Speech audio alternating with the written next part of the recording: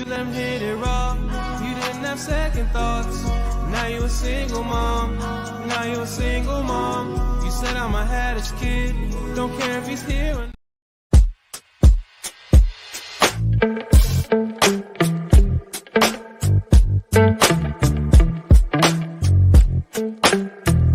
All right, Scoops. Lawyer, TV host, and former Real Housewife of New York alum Eboni K Williams is pregnant with her first child via IVF at the age of 40. Let's talk about it. So Eboni K Williams was featured in People magazine, and she just posted a picture on her social media of her exclusive photos of her pregnancy, looking very, very beautiful. I might add. Hit that like button and share this stream if you're not a beta male.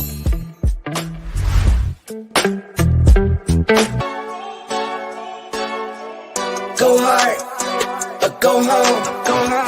Go hard, or go home, go hard, or go home, go hard, or go home. Touchdown like the end zone. When the circle turn to my home, can't get me out of my zone. Go hard, or go home, go hard, or go home. Yeah, these championship rings on my hands now. In my head I'm top 10, yeah, that's hands down. You a squad, know you're looking man down. Funny how foes turn to friends now. Drive a race car like a Atari now. Call filling up, I need product again. Treat the business like a playground, might slide on you. Don't me wrong, might slide on you. Do a backflip, cause I'm mad rich. I'm the definition of what that is. Go hard, or go home, go hard, or go home, go hard, or go home, go hard, or go home. Touchdown like the end zone. When the circle turn to my home, can't get me out of my zone. Go hard, or go home, go hard, or go home. I'm a warrior, I go back to back, then go back to back. If I top the top, then I double back, and I'm topping that. Yeah, I beat my own records. Yeah, I gotta get money fetish. Same team, I don't set trick. Never dull, this electric. When and put the rigs on my toes. Me and bro, that's the give and go. Stay 100, end zone, end zone. Keep them coming, I know. I won't flood my wrist, no, I'm not dumb like that. No. I just wanna give my mama 100 racks. Go hard, or go home. Go hard, or go home. Go hard, or go home. Go hard, or go home. Touchdown like the end zone. When the circle turn to my home, can't get me out of my zone. Go hard, or go home. Go hard, or go home.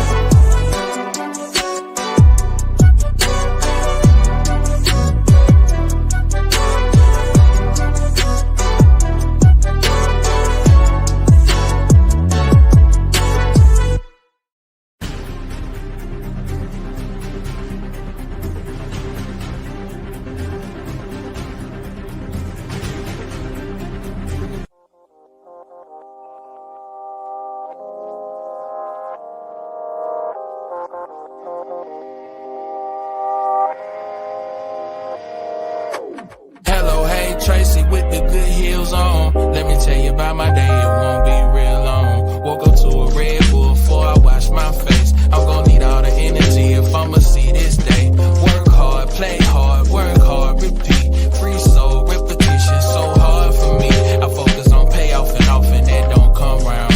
And I can't be myself too often, I feel dumbed down. Starting to recall, more frequent daydreaming now. Was all I want get is out of town. But I'm here for now. I get off, I'm gon' kick it with all the homies. My one piece of religion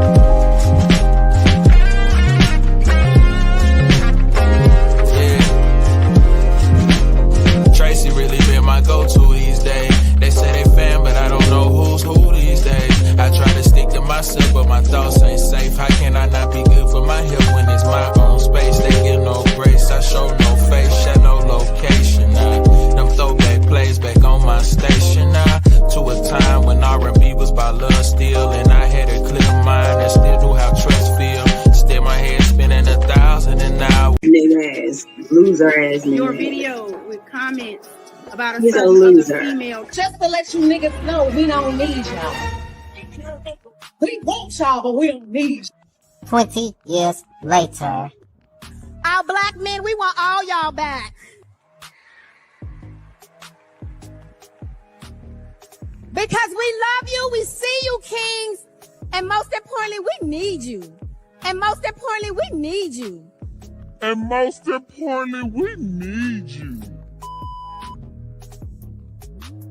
You can't. If you a that's for the streets. You can't delete the ski.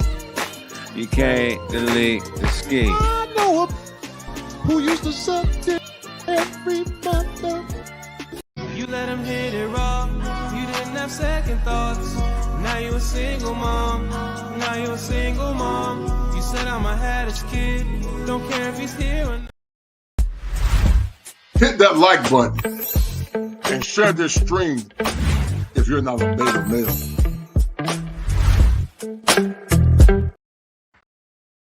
So there's this clip going viral online of a dozen women being asked the following question.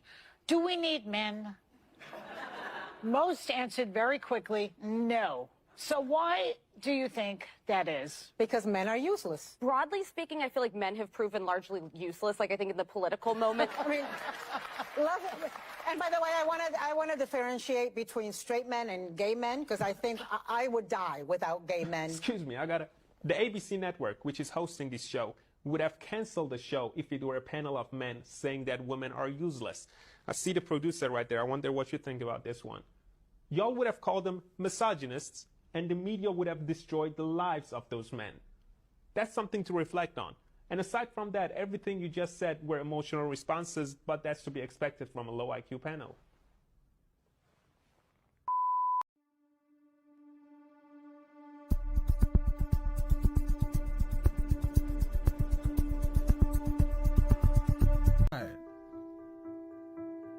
Men get tired. We get tired. God, we get tired. And don't nobody give a damn. The folks you think will give a damn don't give a damn. Sometimes your kids don't even give a damn. And in the face of such hurt, heartbreak, rejection, confusion, a lot of men are just out here lost. And waking up every day is a miracle. Some people go to sleep and will be all right with not waking up. The whole idea of children being born out of that institution of marriage is very damaging. And I think a lot of times we don't see it until that person grows up and experiences some of those things where when you go to pull on those things that you need from that union, it's not there. I had a lot of great role models that happened to be men to teach me what, my angel of a mother was not going to be able to do. I'm coaching people that's in their 60s and they're learning. And they say, well, how did you get this wisdom at such a young age? And I honestly believe it was my father. She just did what she had to do. She was a single mother before it became even popular, so. How do you feel about it being popular? I think it's a sad state of affairs. If you say, what is the ideal? I think the ideal is being raised by a two-parent family. I talk about black men, white men, period, but mostly black men. How we've become second and third class citizens, especially when it comes to the lives of our children. I think I learned a lot of things from my father. So I think that passed on to me. I grew up without a father. I didn't just spend a whole lot of time at Dwayne's house. His daddy was molding me. I know commercials that last longer than my father.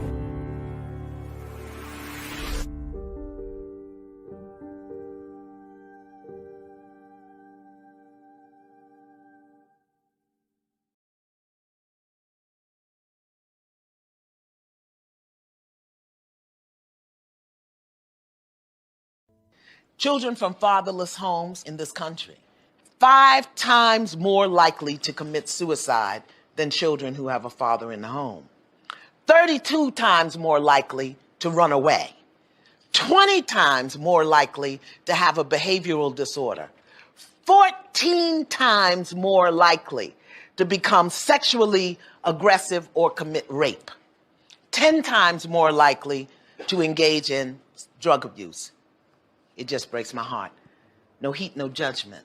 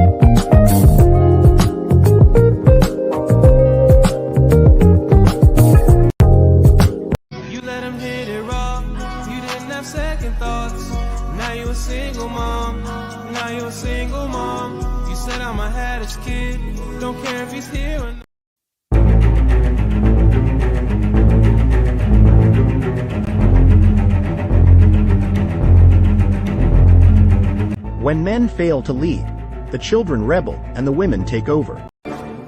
Fire for your mind. Culture clinician.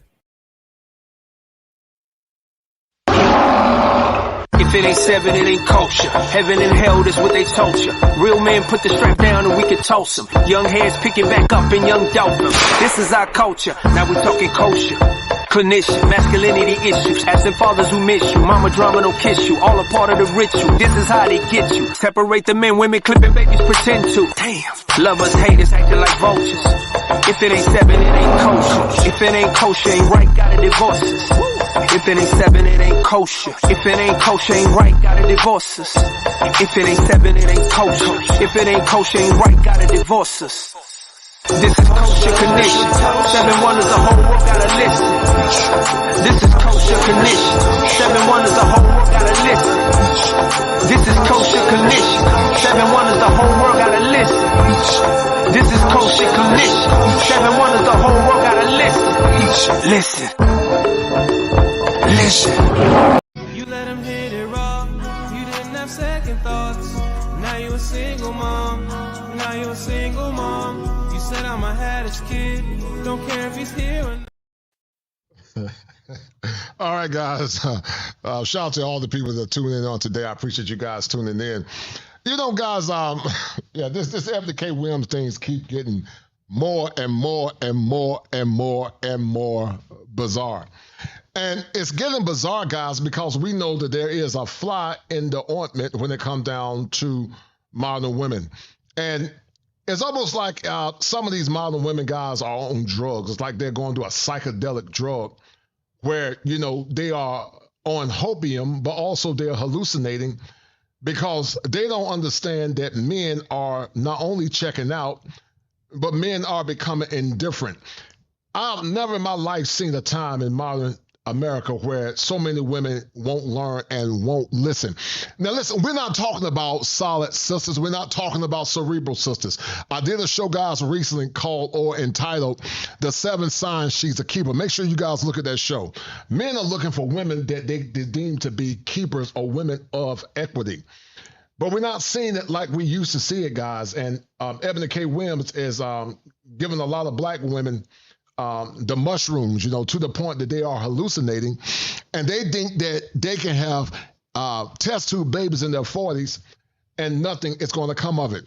We're going to have a very comprehensive show on today, guys, talking about the pathology of Eboni K Williams and why so many women are, why some women are listening to what Eboni is saying and also taking on this negative pathology that is a danger and a detriment to the faltering black community. Now, there's an old saying, guys, to say the more things change, the more they remain the same. And if you guys didn't know it, we are in what's called a digital simulation. And that digital simulation is called the Matrix. And it's a matrix, guys, because nothing makes sense.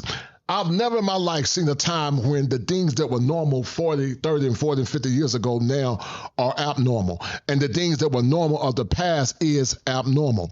Think of it, guys. A woman that's 40 years old is putting her baby through a lot of turmoil or future turmoil in the future. As I said on yesterday, I'm not against a woman getting her career. I'm not against that.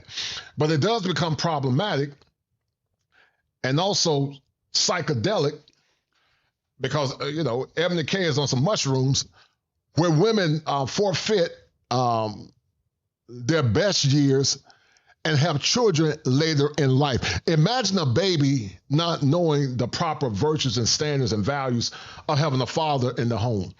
Imagine the trauma that baby could go through. But see, modern women don't want men for leadership, as I said on yesterday. But they want women, or they want men only for their seed. And that's why I conveyed to you guys not one time, but several times that your seed is the most important thing in the world. Your seed is like liquid gold because once it's used and abused, then it's a problem. Your seed, guys, is like liquid gold. And you should never give your seed away without you being the leader of that said seed. There was a time when black families and black children were in intact homes. There was a time when black families were more intact than any other ethnic group in America. But now liberalism have crept in, and while I'm not a hardcore conservative, and I'm definitely not a liberal, but I am moderate and adult, we are celebrating a woman that's having a test tube baby at the age of 40. And we ask ourselves the question, how's this going to benefit these children? How is this going to benefit babies? One of these guys I want to convey to you guys in the past is that children thrive when they're in good environments. Children do well when they are in good environments. But when a child is not in a good environment, and we talked about it several times in the past, it's called this biopsychosocial spiritual model. But children thrive when they are in good environments, when the spirituality is intact, when the social is intact, when the psyche is intact, and when the biology is intact, it makes a healthier child. Daughters and girls need their fathers to speak life into them.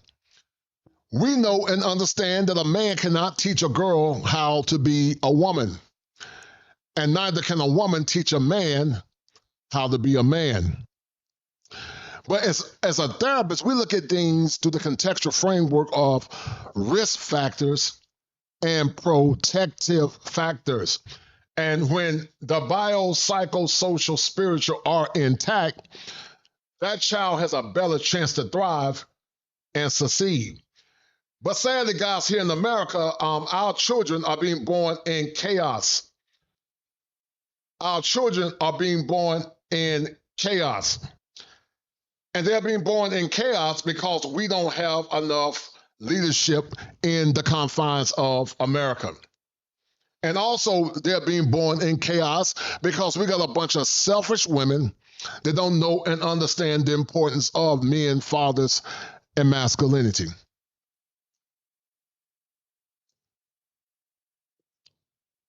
I have never, as I said before, guys, in my time, seen so much chaos in America.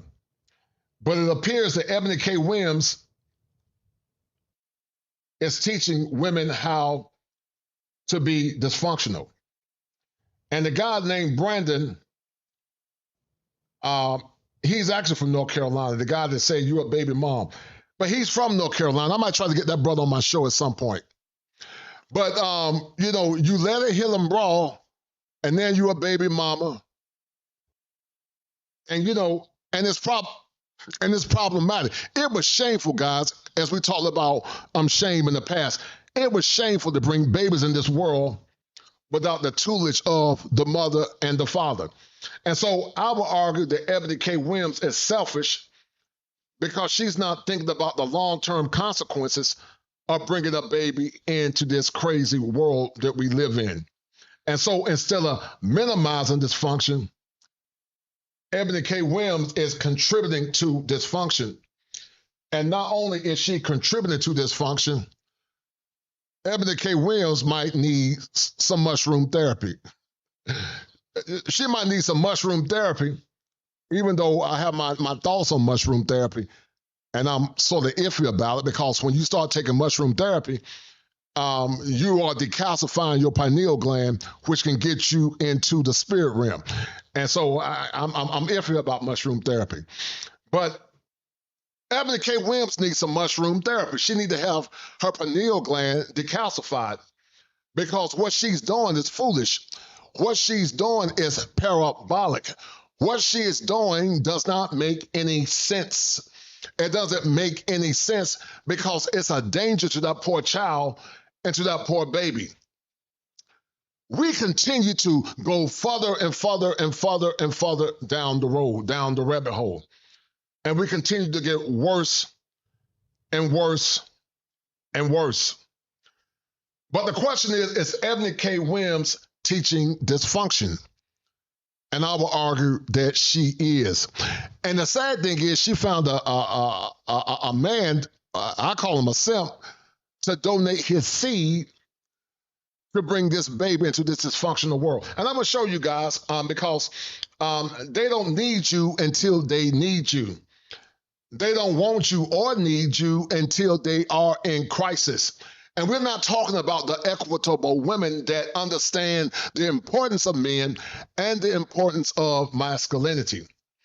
But once again, in order to have a more vibrant union, in order to have a more vibrant situation, we need fathers in the lives of children. Children that don't have fathers are more at risk of recidivism. Children that don't have fathers are more at risk of things that are deleterious to their psyche, body, mind, and spirit.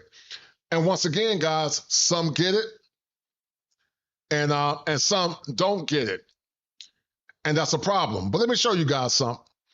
Because it appears that Eboni is on mushrooms, and Eboni K will not learn. She's on mushrooms, and she... You let him hit it raw. You didn't have second thoughts. Now you a single mom. Now you a single mom. You said I'm a haddish kid. Don't care if he's here or not. And you know, it was a time, guys, in the past where it was shameful to have children outside the confines of a healthy relationship. It was shameful to have children outside the confines of a healthy relationship. But now it's become normal and it's become dysfunctional. And on yesterday, guys, I talked about healthy shame and I talked about unhealthy shame. Healthy shame helps you become the better person because healthy shame liberates you from maladaptive thinking. But watch this. But unhealthy shame keeps you in bondage and keeps you a slave to dysfunction. And we live in a world that don't want healthy shame. And we call all shame and or equivocate all shame as being bad. But all shame is not bad. And Eboni K Williams even said that it was shameful in the past to bring children into this world. But let me show you guys something. Because, guys, there's a fly in the American ointment. There's a fly lawyer, TV in the ointment. host. So hold on. Because Eboni K is on some mushrooms, or she needs some mushroom therapy. yeah, Eboni needs some mushroom therapy. She needs some mushroom therapy because Eboni is dysfunctional. But let me show you something because they won't learn. And so the question is Eboni K Williams dysfunctional? And I will argue that Eboni K Williams is very dysfunctional. Now watch this. Let me show you guys something. And I'm going to break this thing down. And then we're going to look at the comments, and then we're going to look at the man that Eboni K got her baby by. Hold tight. And former Real Housewife of New York alum Eboni K Williams is pregnant with her first child via IVF at the age of 40. Let's talk about it. So Eboni K Williams was featured in People magazine, and she just posted a picture on her social media of her exclusive photos of her pregnancy, looking very, very beautiful. I might add. And you know, some of the things that some of these women say, guys, it don't really make any sense. She says she's looking very beautiful, and this is how far we've slid down the rabbit hole. This is how far we have slid down the rabbit hole. But let me go back and hit my little thing real quick because we down the rabbit hole. But listen, guys, do me a favor as we get deeper into this conversation. Hit the like button, share the stream, and donate to the channel. Hold tight. Hit that like button and share this stream if you're not a beta male. Down the rabbit hole we go. This is a place where we explore, analyze, collaborate. So guys, we're about to explore, analyze, and collaborate the dysfunction of Eboni K Williams and the hallucinogenics that many are taking as it relates to having a more perfect union in the confines of America. So we're going to break this thing down because Eboni is on some mushrooms. Hold tight. The caption, thank God. So this is her first child via IVF, as I mentioned. And there is some chitter chatter in her comments. Now, Ms. Williams have made plenty of... And then listen to what this woman said. This woman said, oh, there's some chitter chatter in her comment. Listen to what she said, God. There's some chitter chatter. That means when men are trying to apply healthy shame, she got a problem with it. She got a problem with it because she don't want to deal with healthy shame. She got a problem with it because she don't want to deal with healthy shame. She don't want to deal with healthy shame, guys. She don't want men or good women that got common sense to say anything about her bad behavior. So she don't want to deal with healthy shame. But we know that, as I said earlier, shame is good, shame is important, and shame can be healthy if it's applied appropriately. But Eboni don't want to deal with any unhealthy or any healthy shame because Eboni K Williams and this woman want to continue in their pathological thinking. But hold tight. headlines in regards to race and gender and marriage, in regards to black women of a particular age, successful black women. And in the comments, there are some men saying, well, where's the husband? Well, where's... Now listen, guys. Now, I need you guys to listen to this. I just showed you guys a minute ago. That they talk from two sides of their mouth. And they're the main ones that say black men don't protect us. They're the main ones that say we need to save the black community. But when black men do say, is your husband to help assist his poor baby into this world, then it goes back to victimhood. And that's why I told you guys, when men fail to lead, the children rebel and the women, they take over.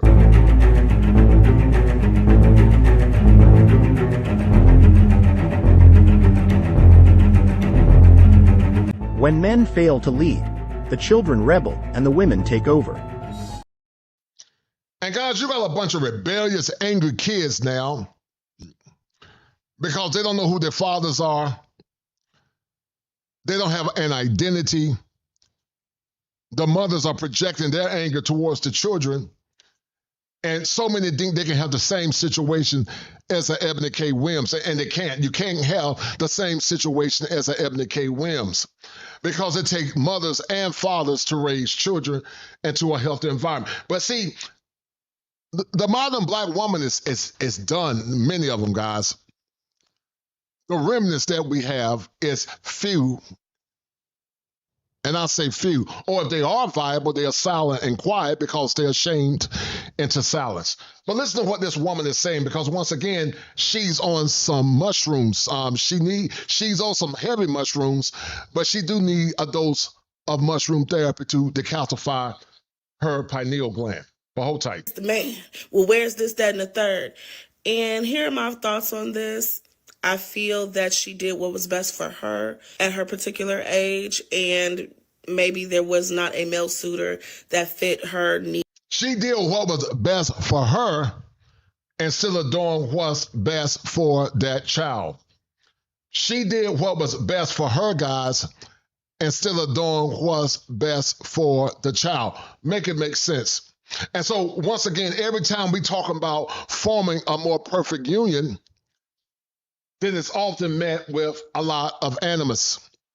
When it comes down to forming a more perfect union, then it's met with animus because of liberally indoctrinated women like this.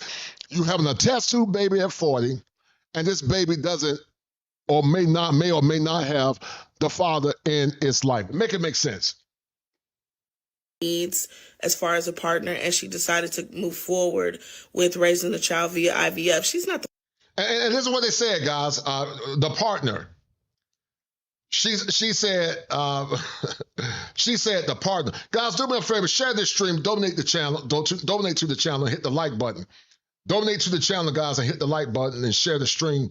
If you don't have any money, just share the stream for me, okay? But support male-centered content. But let me redo some of these comments.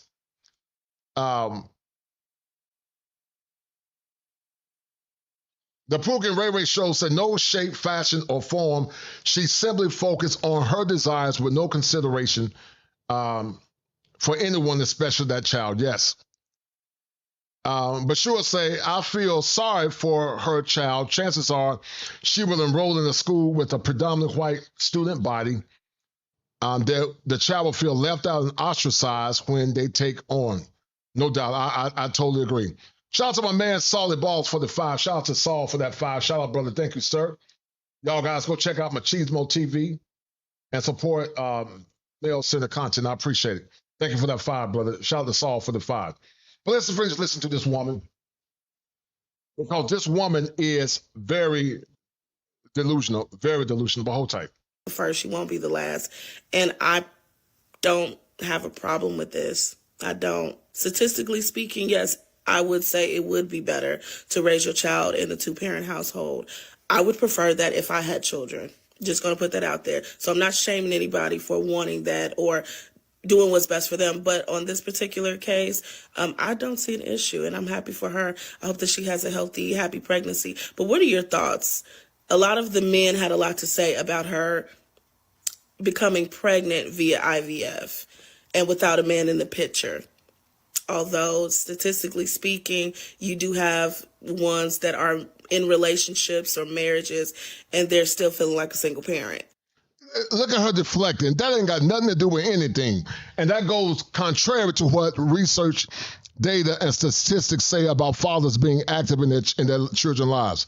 If you don't think a woman like Eboni K Williams could have got an equitable black man and a man or a powerful man that could have helped her raise this child, this woman is delusional. This woman is deflecting from the conversation instead of adding to the conversation. Eboni K Williams could have found a man, but she put her career above family. And as I said before, I'm not against a woman getting her career, but you should never place your career above the power and the vitality of family. And that's what you guys are seeing now. They don't put family first until it's too late. And they always say, I want a man and I don't need a man. But hold tight. Okay. Or if divorce happens, or the father or parent leaves the situation. And see, every time it comes down to men and fatherhood, guys, this is what you call vicarious trauma. They're always looking at it through the lens of vicarious trauma. All these negative pejoratives, instead of saying no, unequivocal, Eboni K Williams should have brought that baby into the world with a father and a strong community. Because she can't teach that baby or give that baby the love that a father can give her. But no, this selfish woman put career first, and even Eboni K Williams said it was shameful in the past, and have a test tube baby at 40, and the father is not going to be around. And that's why I keep telling you, men, do not forfeit your seed as a man. Don't give your seed away. Value your seed as a man. Because they only want you when they want you, but they don't want you when it's beneficial to the whole black collective. We saw it during the election with Ice Cube, Vivica Fox, and Lisa Ray and all those other women. We saw it. And they only want you when their value has declined. They've been traumatized by being with so many men, and then they want you to come back and tell them, we love you, kings. Don't you give your seed away for free. Your seed is powerful, because let me tell you something. Technology is coming around where they can create incubators where a man can put his seed in an incubator and it can create a life. The man's seed is the life spark or the God spark. That woman cannot have a baby outside the seed of man. The man needs a baby woman for incubation and to have the other part of his genetics, but you can't have a child without the seed of man. And many don't get them. And you're right, but sure, what about isms? What about isms? I totally agree with you. All the what about isms, right. I agree with you 100%. And it's problematic. This baby's going to grow up in a community without having a strong, healthy father. A lot of factors that go into it, but you let me know what you think in the comment section. Don't forget to like, share, follow, and comment for more content. As always, I'm Hershey Sunday, and I'm back with the scoop. Peace. And that's the dysfunction that we have, guys. They get these children, have these children out of wedlock, and then they get frustrated with the result. You let him hit it raw. You didn't have second thoughts. Now you a single mom. Now you a single mom. You said I'm a haddish kid. Don't care if he's here or not. Nigga ass, loser ass nigga. Your video with comments about a He's a certain loser. other female. Just to let you niggas know, we don't need y'all. We want y'all, but we don't need you. 20 years later. Our black men, we want all y'all back. Because we love you, we see you, kings. And most importantly, we need you. And most importantly, we need you. And most importantly, we need you. You can't. If you a that's for the streets. You can't delete the ski. You can't delete the ski. I know a who used to suck dick every month of night. You can't delete your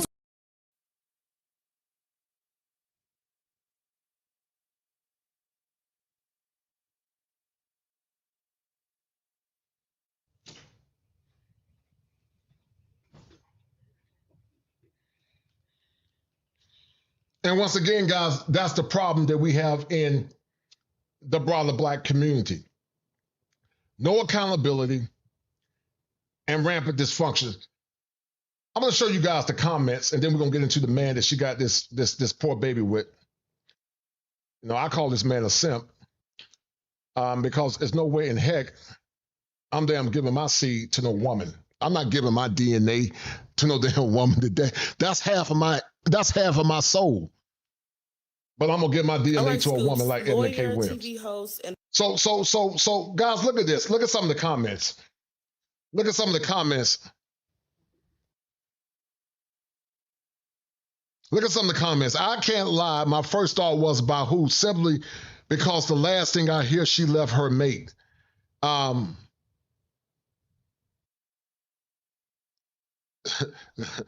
This woman said, whenever I hear men say that, I wonder how many kids have their DNA, and that's where their contribution to the child ended. And so once again, it's always seeing the man through the lens of the negative. Shout out to my man, The Wall Report, for the $8 super chat, as he's the #1 sponsor up the stream, followed by Salted Ball. Shout out to The Wall Report for the $8 super chat, as he's the #1 sponsor of the stream, followed by The Wall Report. Thank you, The Wall Report.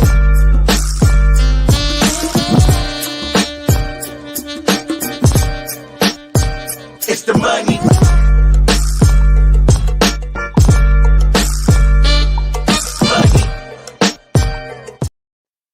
So once again, guys, it's always through the lens of the negative. They often deflect, and they're not addressing the topic at hand.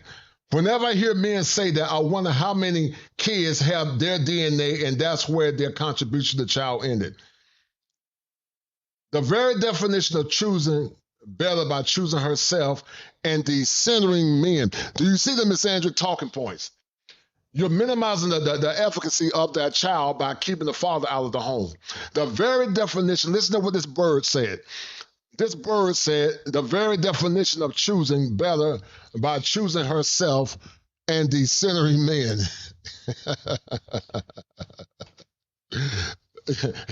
Do you see where we're going there, guys?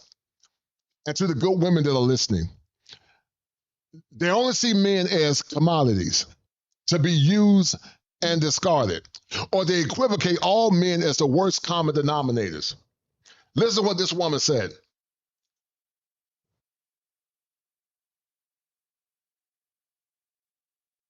This woman would not have the same struggles as people like me. She can afford all the help and support she will need. The baby will be fine. Yeah, this person is right, but why have a baby without the love of a father? This person said, I think it's amazing. I wish more women had their children, because it's their desire and plans versus waiting for a partner for love. Good for her. Look at this fool, guys. Soul Quest tarot card, into witchcraft too. Into witchcraft. Soul Quest tarot. You know, they read the tarot cards into astrology and then to nonsense. But they wonder why the family is dying, because they want taxation without representation. This person say, I'm happy for her, waiting and never getting a partner, not a husband, who isn't suited to be a good father just cause you don't want to be a single mom, but still a single mom. I mean, the dysfunction, guys.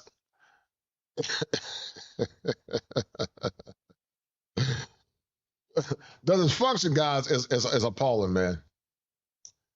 You know, Ebony is on a hot dose of mushrooms. The dysfunction is appalling. You let him hit it raw. You didn't have second thoughts. Now you a single mom.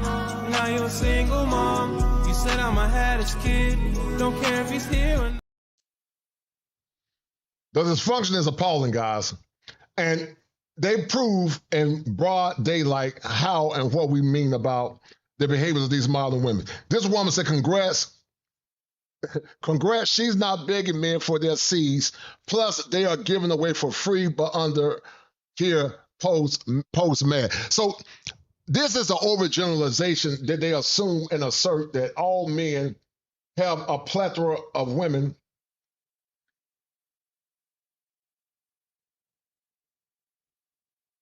that they have a plethora of women, and in that plethora of women, they make and assume that all men and every man is out here doing dirt. And that's not the case. That's not the case at all. That's not the case. They assume that all men are out here having babies out of wedlock and bringing innocent children into this world. And that's not the case at all, guys. The average man is not getting women like that. The average man is not having a bunch of children. A percentage of men are doing it, but they equivocate it to all men. And it's problematic. But these women, many of them are proving our point as men. Look at what this woman said. I'm Juanette. My thoughts, it ain't none of my business. But it does become your business when we got to pay tax.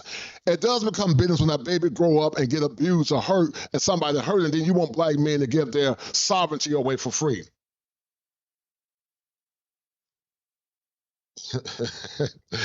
This bird says, someone said she chose better. Amen.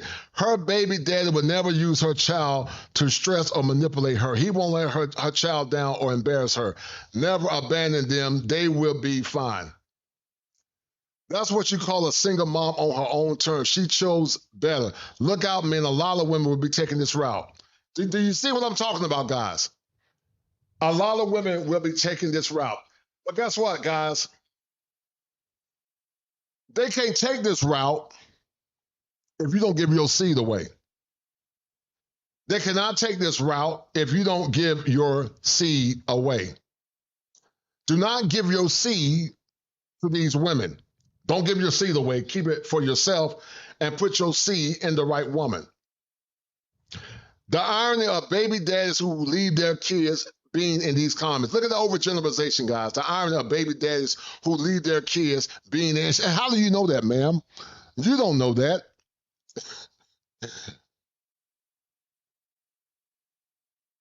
Look at what this Sim said. I feel she did what's best for her, especially if no one lived up to her expectations. I mean, so weak.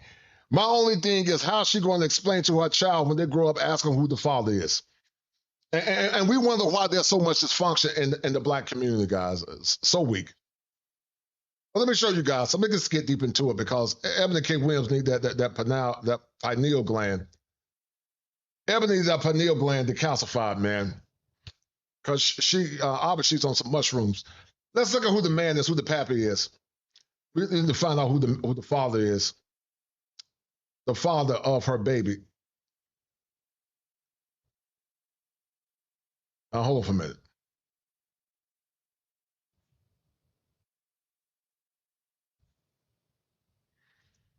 So, Cynthia Bailey's fiance, Mike Hill, is friends with Real Housewife of New York star Eboni K Williams. She's smart. So, this woman, boyfriend, gave his seed to this bird. And so, Eboni K Williams says she's thrilled and honored to be Real Housewives of New York, first black housewife. I'm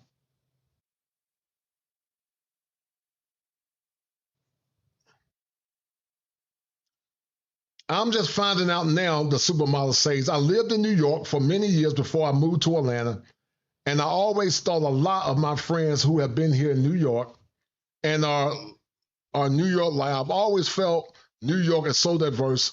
And I've always thought one thing that was missing from New York was having an African-American woman on the show. And Bella's fiance, Mike Hill, who works at Fox 1 out of Los Angeles, knows Williams personally. Ebony is a friend of mine, Hill 50 tells people. She's that great. She's smart, articulate, and she does a lot of shows. She does a lot of broadcasts. She's a lawyer, and she's going to add a lot to that show. I've never watched, but whatever Ebony does, she adds a lot to it. So this man basically gave his seed away to Eboni K Williams. Here's the guy that gave his seed away. I call him a bird. but But this is a man that gave his seed away, guys. Mike Williams, this man gave his seed away to Eboni K Williams. This is the man right here. But before we go any further, guys, shout out to my man Peaceful Life for that 10. As Peaceful Life is the #1 sponsor of the stream. Hold tight. Hold tight. Let me hit Peaceful Life up. He said, shout out to Peaceful Life. He's the #1 sponsor. He said they would defend any of all dysfunction and yet wonder why they're the least married of all women. And I agree with you, Peaceful Life, 1,000,000%. And you know, Peaceful Life and I talk all the time. That's my brother. We talk all the time. And he came up with a very powerful term called relationship capitalism. Go check out Peaceful Life's channel. And he's an advocate for male empowerment, but also he's former law enforcement like me. And I never heard people use that term before I used it. But the modern woman is a victim of a term that I created called hoflation. Subpar, sub-average women that want the top-tier men, but yet they don't add anything of value.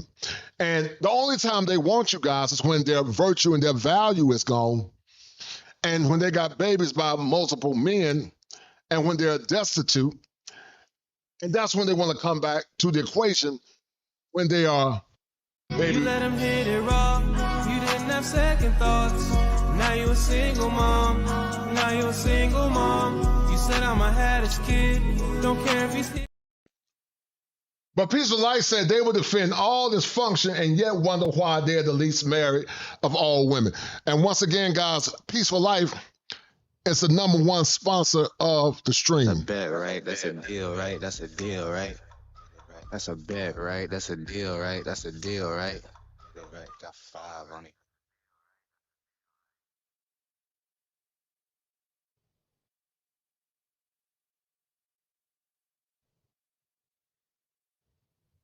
This audio is acting a little crazy sometimes.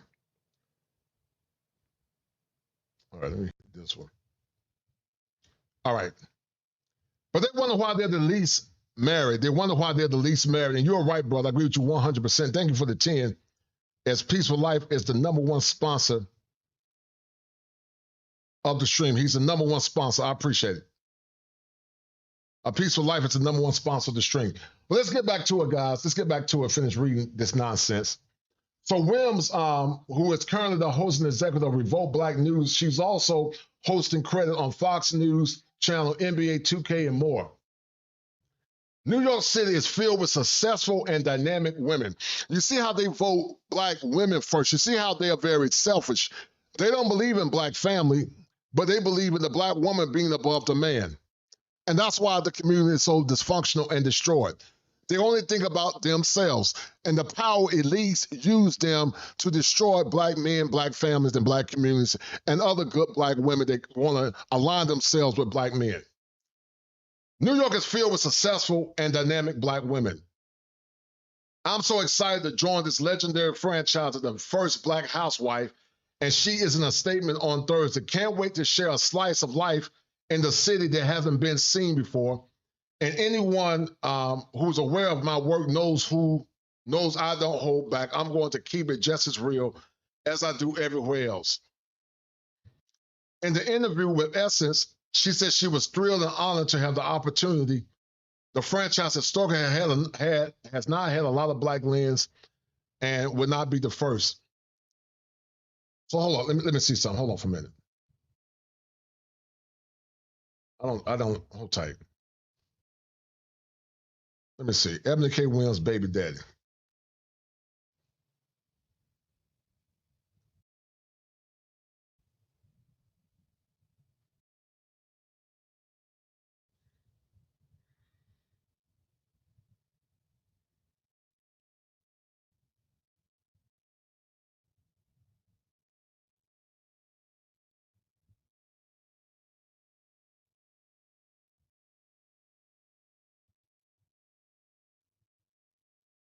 And guys, once again, this is vicarious trauma. A lot of it is vicarious trauma and selfishness at the same time. Living through the experiences of somebody else. So who is the father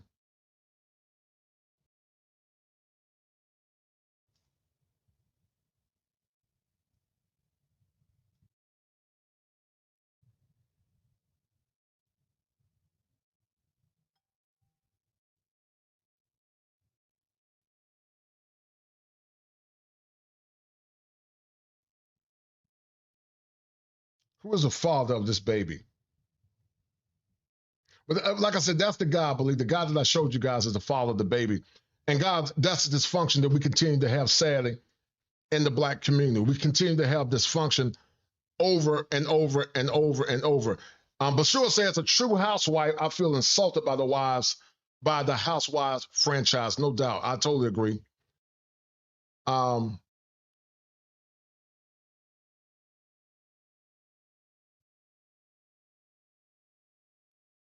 They want to descend of men, but want babies. You need men to make babies. Yeah, the hypocrisy is very, very real. And it's problematic, guys, to say the least. A sower seed said maybe it's good timing. Now she can sit her behind A down and figure out how to possibly be a better mother than the majority of failed mothers in this country. And once again, guys, dysfunction is at an all-time high. Dysfunction is at an all-time high, and it's problematic. Do me a favor, guys. Once again, hit that like button and share the stream, and donate to the channel. Hold tight. Hit that like button and share this stream if you're not a beta male.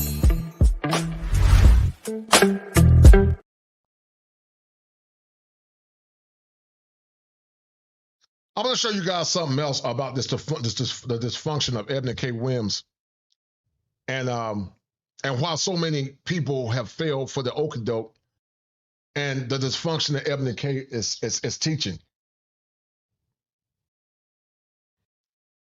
My man Saul is a professional like me. Peaceful Life was a former professional law enforcement officer like myself. And we see all too often how the lack of family and community destroys children. Children, especially black boys at one point, weren't deleting themselves. But children, and especially in the black community, have higher deletion rates than ever before in human history. There was a time when black families and black people in general were very resilient. But they're not as resilient as they were in the past because we don't have family. It was family, faith. It was family, faith, and community. That's what kept us strong as a people back in the past. But we don't have it anymore. There was a group called the Whiners, and the Whiners said, bring back the days of yay and nay. Bring back the days of yay and nay. But we don't have it anymore, guys. And Eboni K Williams is teaching black women how to be dysfunctional. She's teaching them how to be dysfunctional, and she's teaching them to forfeit the better part of their life, searching for degrees and searching for nonsense instead of getting their lives to get a good man. And once again, when men try to have these conversations, when we try to have these conversations and more or less talk about the things that are a detriment to the black community, then no one wants to hear it. And the comments, once again, guys, prove my point and to prove your point. And see, let me show you guys something. They said on yesterday that one woman was saying that shame doesn't work, and shame does work. And I'm going to prove my point. Let me show you guys something. This guy named Brandon Jamal. Shame works when shame is equitable. Shame does work. And it's getting to the point a lot of men are checking out and they're becoming indifferent because you bring these babies into this world. I'm going to try to get this brother on my show too, man. He's from North Carolina. But it's getting to the point where a lot of men are checking out because of hoflation. And there's a lot of hoflation guys in the world. Let him hit it raw. You didn't have second thoughts. Now you a single mom. Now you a single mom. Being a single mom is so freaking hard. You let him hit it raw. You didn't have second thoughts. Now you a single mom. And guys, you know, after they make their bad choices, after they make all their bad choices, guys, after they make all their bad choices, guys, to the single men that make good choices, like a Salty Balls of the world, a Deacon Saul, like Peaceful Life and other men that make good choices, they'll expect you to come and put a ring on their finger and take it for the team and the community. And once again, they equivocate all black men. They equivocate all black men for the dusted black men that are causing all the chaos. They equivocate all black men for the dusted black men that are causing chaos in the community. Yeah, put chain on them. Balls on my mom. That be broken balls. Kill some of my mom. Bro, like, he look like Gang, that's on my marking. Gang, that's on my marking. Gang, that's on my marking. Shout out to my man Marcus B for that 5. Shout out to Marcus B. Shout out to Marcus B for the 5. And Marcus B said, black women already know dysfunctional like Michael Jordan knows how to dunk. This is reinforcing the dysfunction that comes natural to them. Yes. And we want to distinguish the solid ones from the dysfunctional ones, but sadly, it's more dysfunctional ones than not. Sniper said, my friend is a nurse originally from South Africa. She tells me all of the nurses on the floor there, the only ones who were unmarried are the American black women. Wow. Literally all the other nurses are American black women. So what does that tell you guys? And once again, once they give their virtue away, they become angry and frustrated. They become mad. And after they get used and abused by Raekwon, Day Day, and Madman, they become angry birds. And now they want you to be the chump that put a ring on their finger.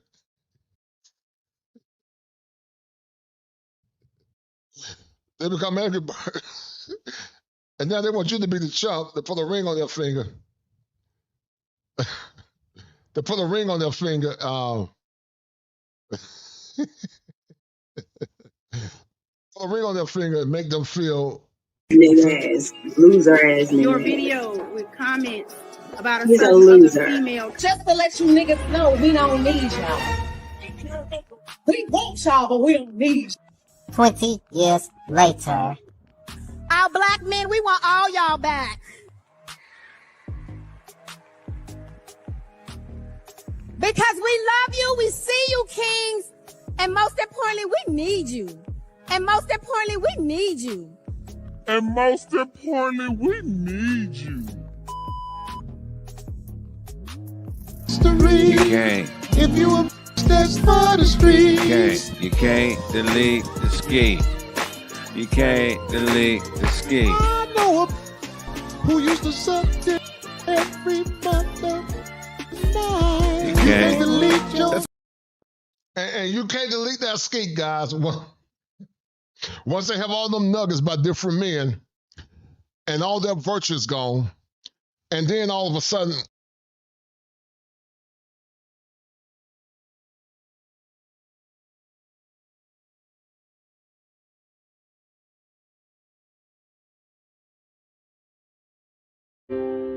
You let him hit it raw. You didn't have second thoughts. Now you a single mom. Now you a single mom. You said I'ma have this kid. Don't care if he's here or not. But now you a single mom. Now you a single mom.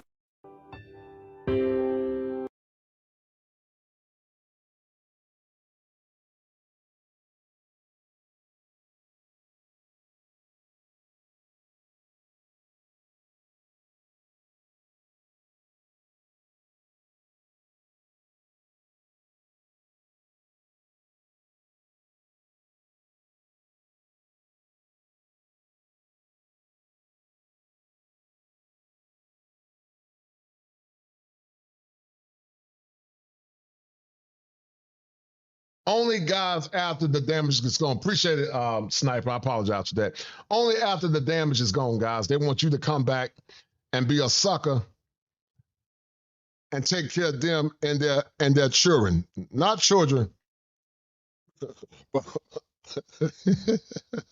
They want you to come back and take care of all their children. Hey, Not children, but children. and mine and Gary, all our suffering, all our pain, somebody needs to be held accountable, and they need to pay.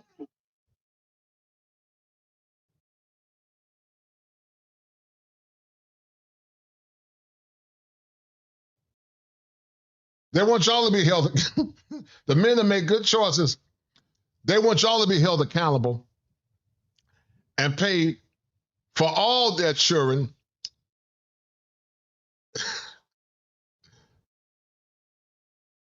They want y'all to be held accountable and pay for all their children, not children, but children. And they want y'all to pay. They want Top Gun. They want everybody to take care of their children. After they're giving their best value and virtue to these dusty men. You let him hit it raw. You didn't have second thoughts. Now you a single mom. Now you a single mom. You said I'm a haddish kid. Don't care if he's here or not. But now you a single mom. Now you a single mom. Let me play it again, guys. You let him hit it raw. You didn't have second thoughts. Now you a single mom. Now you a single mom. You said I'm a haddish kid. Don't care if he's here or not. Now you a single mom. Now you a single mom. Yeah. Day. You let him hit Sure it Mike raw. and Madman. You didn't have second thoughts. Now you a single mom. They let these dusty guys hit it raw, and then they want to blame every black man. Then they want to blame every man. And they want to blame every man for all black men for their struggles and their pain. Well, we know that every black man ain't getting women like that. It's only a select few. Raekwon and Madman and Day and them. That's who's getting all the loving. But the average Joe ain't getting loving like that. And they get mad at guys like Brandon Jamal. They get mad at you. Let him hit it raw. You didn't have second thoughts. Now you a single mom. Now you a single mom. You said I'm a haddish kid. Don't care if he's here or not. But now you a single mom. Now you a single mom. You let him hit it raw. And this guy is hilarious. He's funny. And some don't like what he's saying, but it's the truth. They don't like what he's saying, but it's the truth. They let it hit it raw. And now you're a baby mama. Now you're a baby mama. Now you're a baby mama. And it's pathetic. And that's why I keep telling men, don't give your value away to these worthless American modern women. They're not grateful, many of them, not all. And it becomes problematic, guys, when you give your virtue away. I'm going to show you guys something. I'm going to show you guys this clip. Hold on.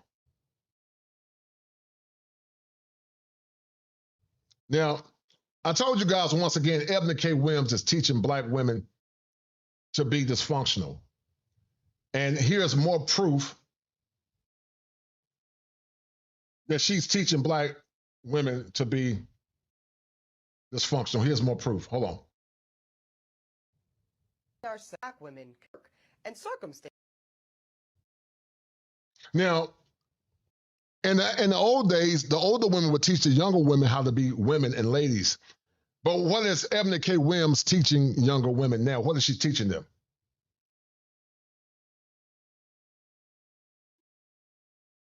Are availing ourselves to all of the options that our hard work and circumstances currently afford us. And that means that single motherhood by choice is going to be an option that more and more... Shout out to my man Sow a Seed for the 5. Shout out to Sow a Seed for the 5. Shout out to Sow a Seed for that $5 cash out. Thank you, brother Sow a Seed. I met Sow a Seed last year in Atlanta. Good brother, real kind brother. It don't appear that Sow a Seed is sowing his seed. He's keeping his seed to himself. Shout out to Sow a Seed. Don't let me find out Sow a Seed. You out there sowing seeds, man. Don't be out here making no baby mamas, man. Don't be out here making no baby mamas. Black women consider and even exercise. So anybody that's in their feelings about that can go ahead and start to... So Eboni K Williams is teaching black women. She's teaching black women to be baby mamas. Eboni K Williams is teaching black women that it's okay to be dysfunctional and bring babies into this world without fathers. She's teaching them by default that it's okay to be dysfunctional. That's what Eboni K Williams is teaching black women, that it's okay to be dysfunctional. Eboni K Williams tells black women to choose single motherhood via sperm. Look at how dysfunctional this is, guys. I just showed you guys a minute ago that children, in order to be healthy, need to see things for all parameters from the biopsychosocial spiritual model. Mental illness can be very rampant when one element is off kilter. But when you got women like Eboni Williams saying that have kids without the father, that's a problem. Telling women to have test tube babies without having fathers in the home. And they always use the old talking points and deflect, and they always relate black men to the least common denominator. And I do these shows, guys, because I know modern women ain't gonna change. I know they ain't gonna change. It's funny to me. I do it for fun and just something that pass my time.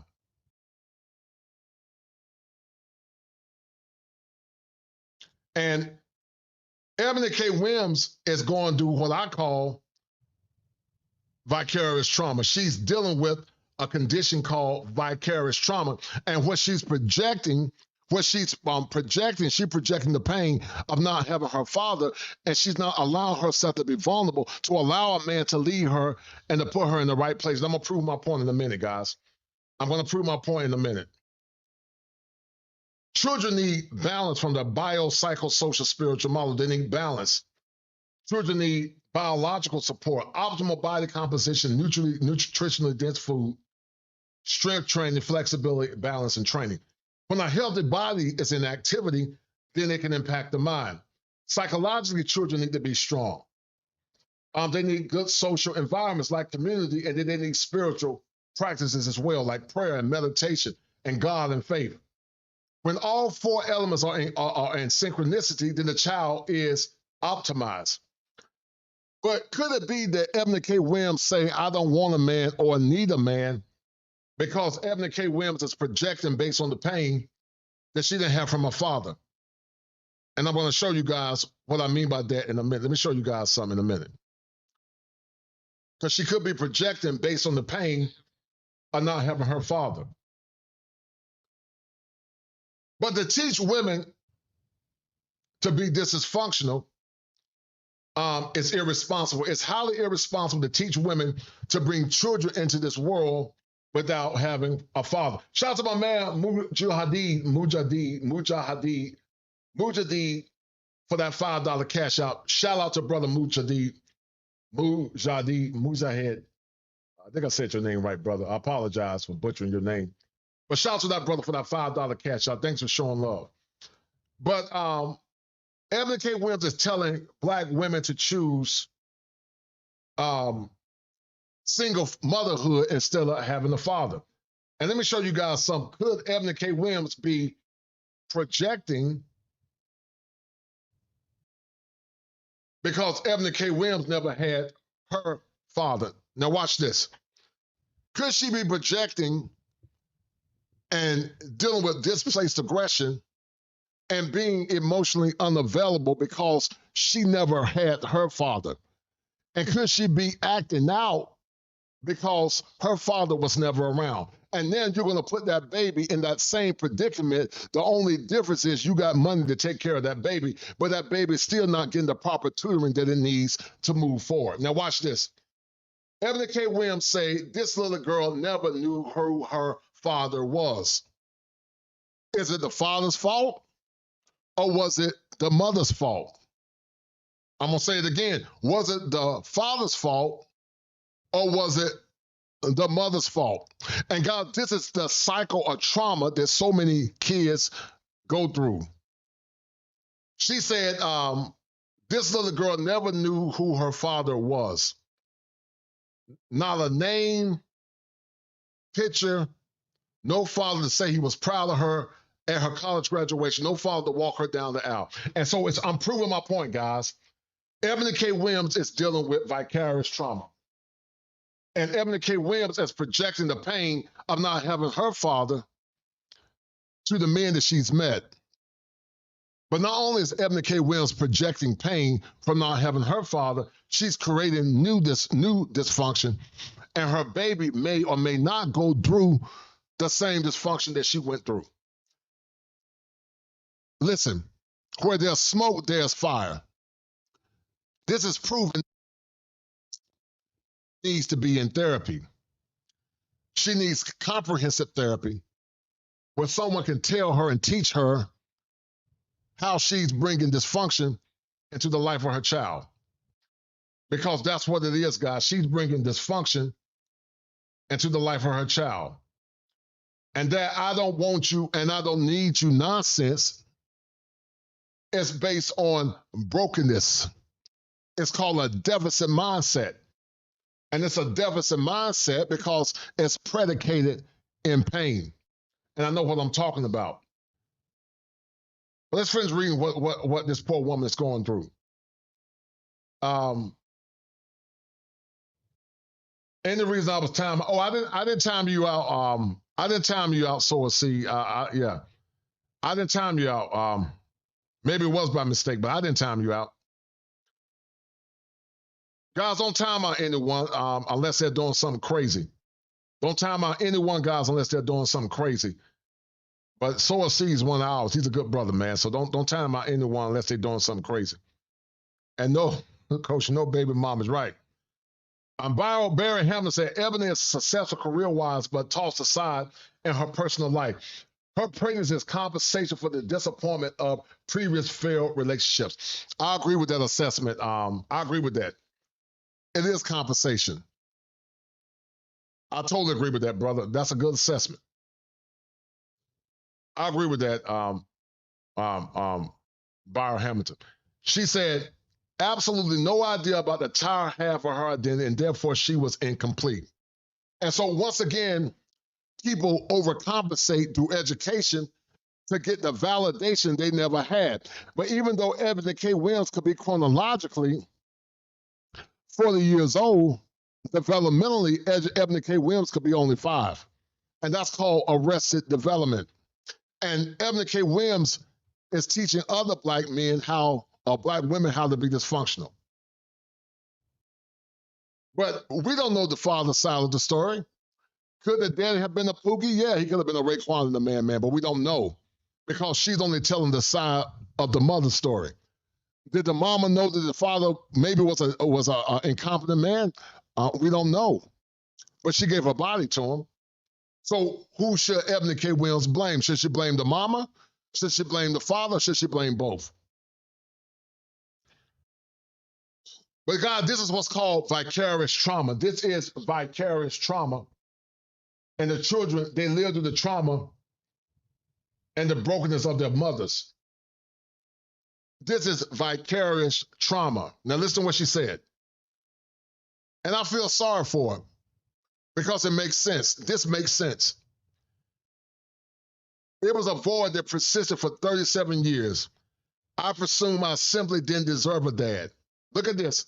It made me feel illegitimate and inadequate. Despite the academic achievements, beauty crowns, professional struggles, I felt I struggled to feel enough. And that's a perfect assessment. She overcompensated for not getting the validation she should have got from her father. And because of that, my heart goes out to the woman. I feel sorry for her in that particular area. She said, I was a fatherless child and hurt. And just like that, I finally know who my father is. I know his name. I know his loving smile. I know his debonair style of dress and gentle voice. But yet, you go around and bring your baby into a world without having a father to be active in that child's life. And once again, a lot of modern women want to see in the finances of a man, but they don't want to be in the man's leadership because they're rebellious. This man can never go back and raise me, but simply knowing who he is and knowing my beautiful, fantastic sister has been one of the most incredible blessings of my life. Now, the way Eboni would have portrayed it, she would have portrayed it that the father was a horrible man. But the father wasn't a horrible man.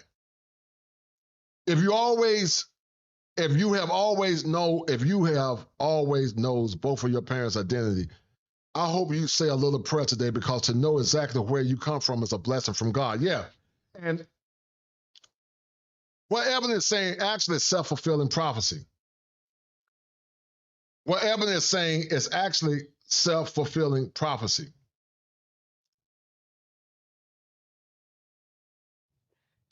It's self-fulfilling prophecy. She's a broken woman that never knew who her father was. And because of that, I feel sorry for it because of that. But it's self-fulfilling prophecy because she's a broken woman that never knew who her father was. And she projected that dysfunction, sadly, to the world.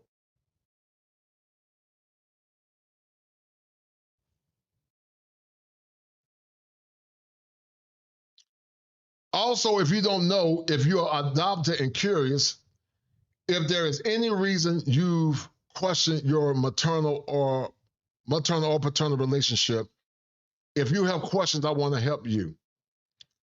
If you are struggling with sadness, shame, and anxiety, all feelings I had. Now, listen to what I just said a minute ago, guys.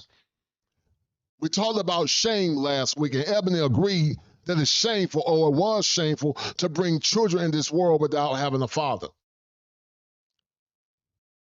That's healthy shame.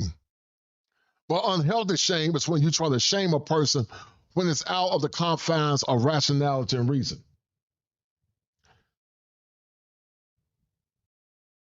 Please request a cameo message for me. I would love to support you through this amazing life journey. Linda Dorr is my genetic fairy godmother. She helped me find my father, and in a way helped me find myself. So, once again, she's a broken woman. She is a broken woman that was trying to find who her father was. But now Eboni K Williams turns to and do more dysfunction and decides to bring a baby into this world.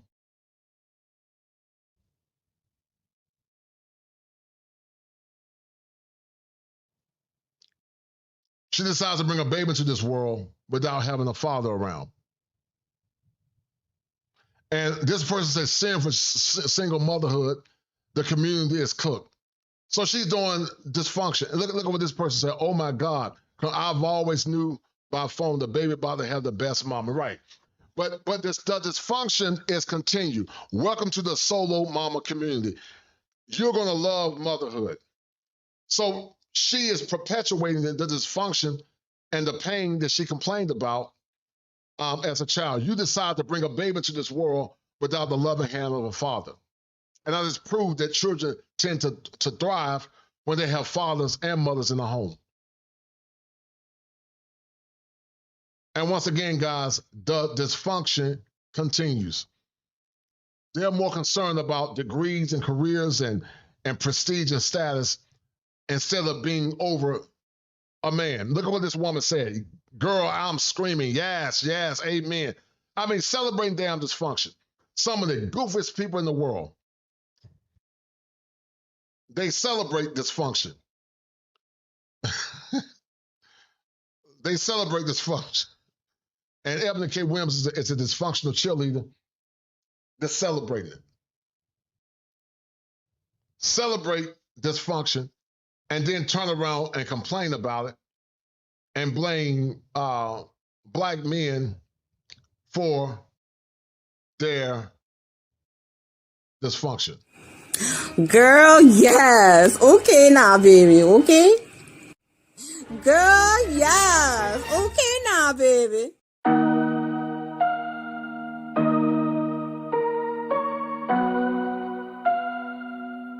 I'm trying to touch the States this time. 2021. Gotta show him I can still rap though. Now I'm in the game, I was on the bench. First I was renting, now I'm collecting rent. Run it up. First it was the Beamer, now I want the Benz. Spending all the bag like here I go again. And I mean selfish guys. You can't tell them nothing. The black women that try to tell them something, they call them out of their names. You can't tell them nothing. You can't tell them nothing. Sniper said, Kosher date apps Hinge is filled with 30-year-old chicks, 30-plus-year-old chicks. Their bio section will make your head spin. Old as they are, they still don't get it. Very unlikely a good woman goes that long unchosen. And once again, they're teaching dysfunction. They're teaching and perpetuating dysfunction. This person said, Judge Lauren Lake TV said, God will limited blessing to you, Judge Eboni K, with my fellow sister-in-law. Happy for you and your beautiful bundle of joy. And once again, guys, what they do, they don't care about Black community under Black male leadership. They only care about themselves outside the leadership of Black men. And that's why I tell you, men, focus on yourself, focus on your money, focus on your health. Let them be damn strong and independent by themselves. Let them stay in their cycle of trauma and let them continue to think they're better than you, many of them, not all. Cherie Whitfield said, oh, congratulations, there's nothing more fulfilling than being a mom. Being a mom without a father.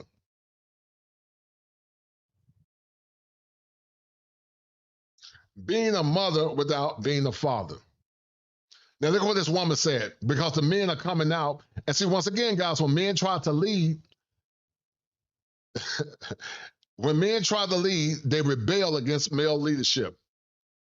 They rebel against male leadership. And like I said, guys, when men fail to lead, the women rebel. And I know what I'm talking about. When men fail to lead, the women rebel and the children take over. And that's why we got so much dysfunction, sadly, in our community.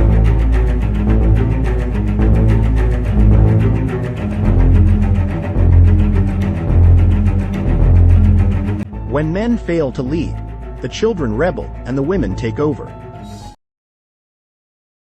So look at all this dysfunction, guys, that you guys are hearing. This woman, Spicy Cooper, said, a lot of these men in the comments don't even know who their fathers are. That ain't got nothing to do with the conversation deflecting. A lot of these men in the comments don't even know who their fathers are. But that's irrelevant. A lot of the women don't know who their fathers are either, but that's irrelevant. You're deflecting from the topic. What the men are saying is that you shouldn't bring babies into this world without the leadership of fathers and healthy mothers. A lot of these men in these comments come from single-parent homes where their mothers were the head of the house. A lot of these men in these comments grew up with half brothers and sisters. A lot of these men in these comments have stepfathers. A lot of these men need to pose the questions in the comment to her, to their own mothers. A lot of these men project onto women the shortcomings of their mothers. A lot of these men need to worry about the children they don't take care of. You see how they're always projecting in ignorance and making false assumptions that Black men are just out here making babies. And the research has proved that over and over and over again that that's not what Black men are doing.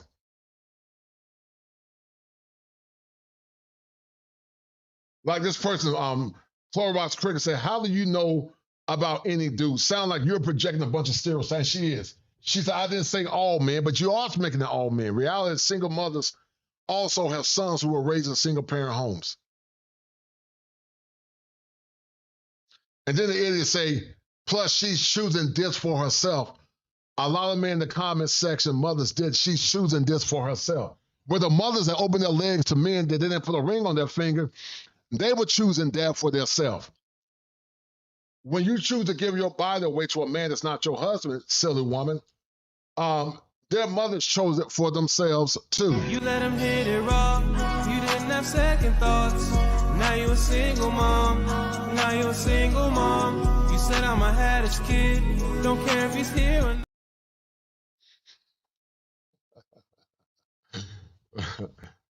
I mean, it's sad, guys.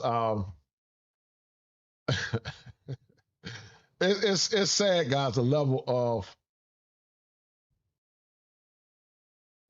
dysfunction, guys.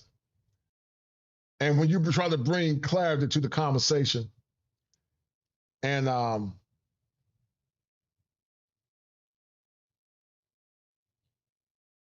when you try to bring clarity to the conversation, and prove to them where they're in ignorance or in error, nobody wants to hear the conversation.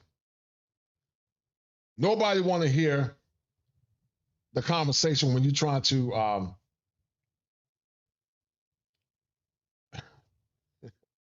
bring clarity to the conversation. Nobody. And to the good men that made good choices their whole life, now they expect you to come and deal with their toxicity and deal with their nonsense. That's why I said, guys, I'm convinced there is no hope based on these comments of reviving a so-called black community. There is no hope. I don't see any hope, guys, of reviving a so-called black community, because you can't have a black community without the structure and the admonition of a strong father. You can't have it. You can try it, but you can't have it. And that's the world that we live in, guys, sadly. Hold tight.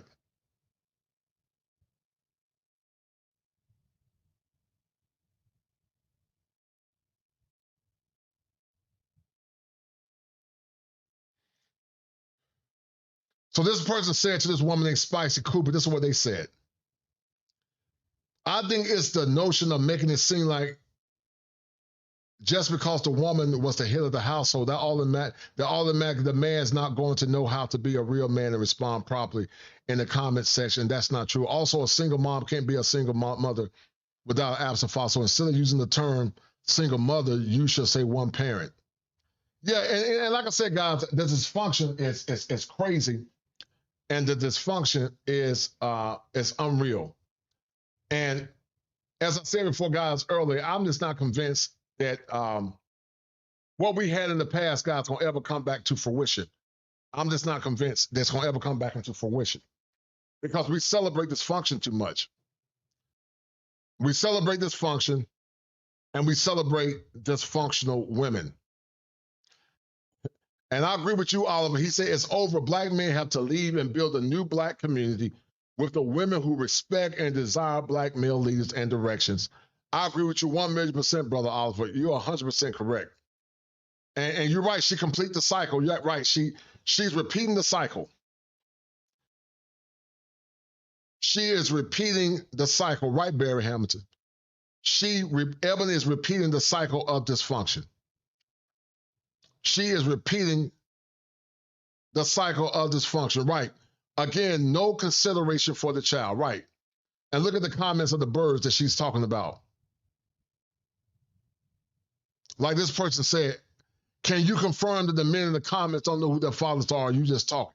Right. She can't confirm it. She's projecting out of ignorance.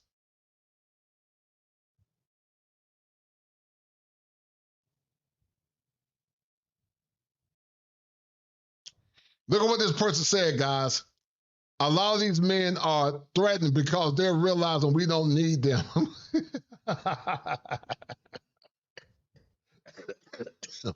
She said men are threatened. Men are not threatened because we don't need them. A lot of men don't care. You know, they're trying to lead you in the right direction, but they don't want to be led. And that's why I said, guys, you can't help them. You got to let them fall by the wayside. You got to let them fall by the wayside, guys. There's no helping these dysfunctional creatures. And now it's so bad, it just become comical. A lot of these women are threatened because they don't realize we don't need them. And listen, guys, a lot of them think that way. Look at the woman that disrespected men recently.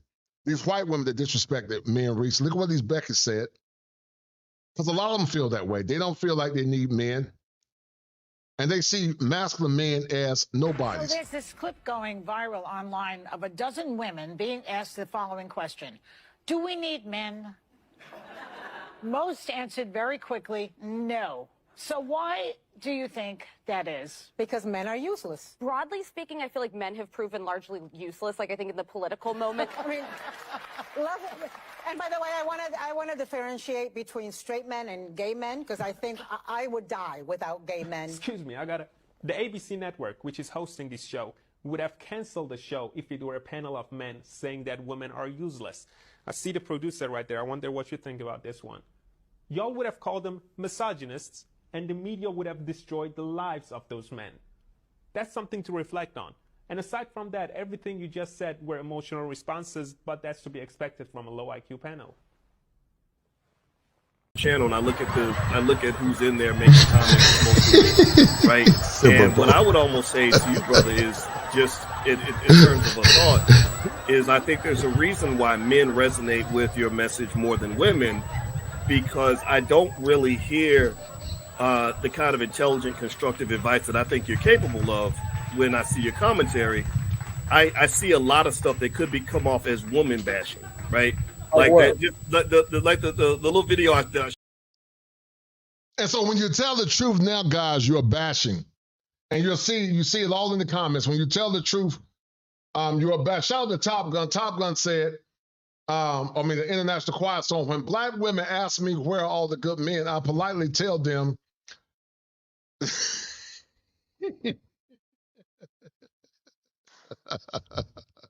that's a good one, the International Quiet Storm. Damn, that's a real good one. That's what I'm going to use this as a clip. Let me go and clip this. I'm going to clip this. This is a good one, Quiet Storm. When black women ask me where are all the good black men, I politely tell them they will live at Planned Parenthood. The conversation usually ends. Of course it ends. And you know, it's so problematic, guys. It's so damn problematic. And you're right, Oliver, they're so dumb, they still need our C's. Goofies. Yeah, they're very goofy. And you know what? I find it funny. They don't have no power. The world that they benefit and use to disrespect men and mankind created the infrastructure that they use to defecate on men or mankind. It's to the point now, guys, it's funny. I just laugh at it, guys. And that's all you can do is laugh at it. Kevin 3905 said, we spend so much time as a community demonizing intelligence, right, achievement, and proper behavior while simultaneously uplifting foolishness. You'll be surprised the people that have called me an educated lame, Brother Kevin, or more or less insinuated me being an educated lame. You know, word salad, goofy stuff, because their asses are slow. They call educated people word salad because they are slow and they don't value what our ancestors value, but they say they're pro-black.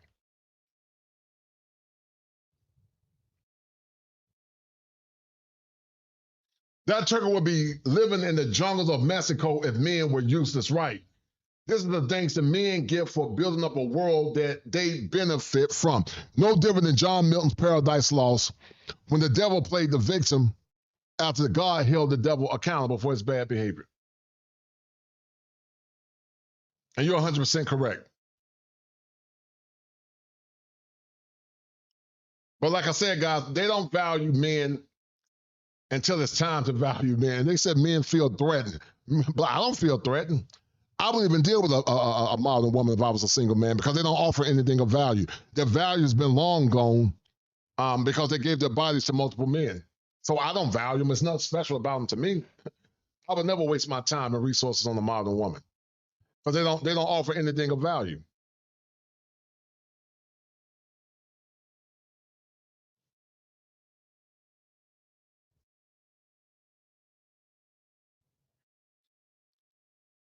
This woman, Spicy Cooper, said the men are making the notion that it's just because a father is not in the picture, the household is going to shambles. Are we reading the same negative comments that some of these men in this comment section are projecting onto her? I'm using a single mom because that's the term that men associate women who are raising children in a home where the father doesn't live or absent. I was also making correlation that most men that make a concern about single moms' ability to raise well-balanced, healthy children, some of those mothers have sons. That doesn't make them damn well-balanced, you idiot. This woman is an idiot. Some of those mothers have sons, so some will address. I don't care about, listen, the boys that grow up in homes where they only had their mothers, had other men in the communities to help raise them. But they won't raise them by themselves. A woman cannot raise a man to manhood. She don't know how to be a man. She don't know what manhood is like. So it's dumb.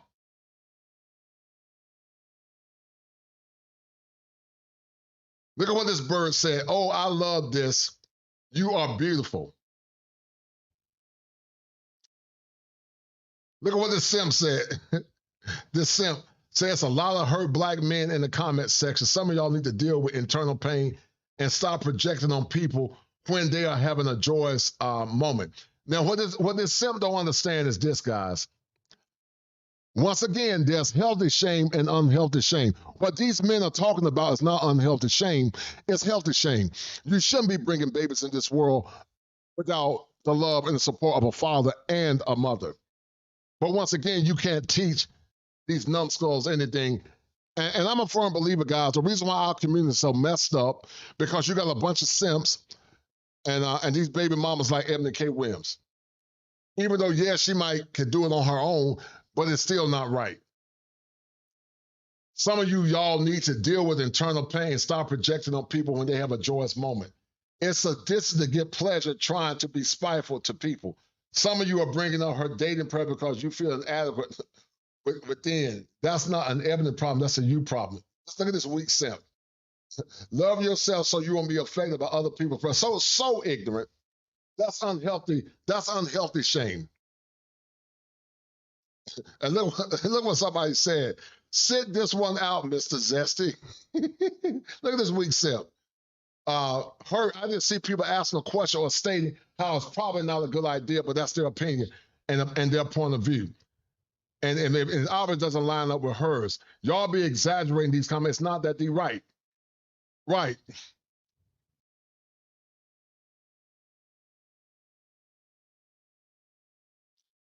But that's why I said, guys, it ain't no helping these birds, man. This woman said too many men in the comments worry about where the father is. I would say that as a community, we need to do better. The same ones asking, I'm sure, were raised by single mothers, even though their dads were not sperm donors. But they're projecting.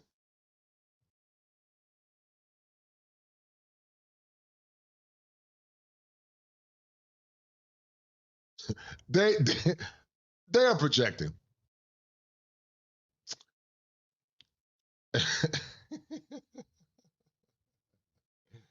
They are the ones projecting. They're the ones projecting. And they're the ones that's causing a lot of the chaos that we talk about as men. And that's why I say to the single men that don't have kids, don't deal with these women. It's nothing. You're not getting anything special and dealing with these modern women, guys. You're not getting anything special. It's a liberal malaise of damn nonsense. It's a liberal malaise of nonsense. And you will be a fool to waste your time dealing with this nonsense. You will be a fool to give your time, resources, and money to this nonsense. You can't tell them nothing. They celebrate the dysfunction that we try to talk about. They only want solutions that benefit them, not solutions that benefit the collective. So once again, guys, it would be a waste of your time. It would be a waste of your energy. Because this woman thinks it's a flex to have a test tube baby without a husband or father. She even said herself that in the past it was problematic to bring a baby into this world without a father. And once again, guys, thus is the black community. Men in these comments are afraid that we don't need them for natural impregnation. We don't need them. Actually, we're safer without them. Listen, guys, listen what this nut job said. Listen what this nut job said, guys. Men in the comments are afraid we don't need them for natural impregnation. You do need men, goofball, for natural. You still need the seed, dummy. Whether you do it naturally or through in vitro, you still need the seed. You see how slow they are. Don't need them from natural impregnation, parenthood, or in our daily lives. And we don't. Actually, we're safer without them as partners, physically and financially, as women are outperforming men. And violent, listen, guys, and violent partners are leading cause of death and misery for women. Look at these numbskulls. But we know that domestic violence is bidirectional, and many times it's started by women. I speak from experience too, as I was a higher earning partner in marriage, and upon divorce, I lost half my net worth. Well, welcome to being equal, you dumb bird.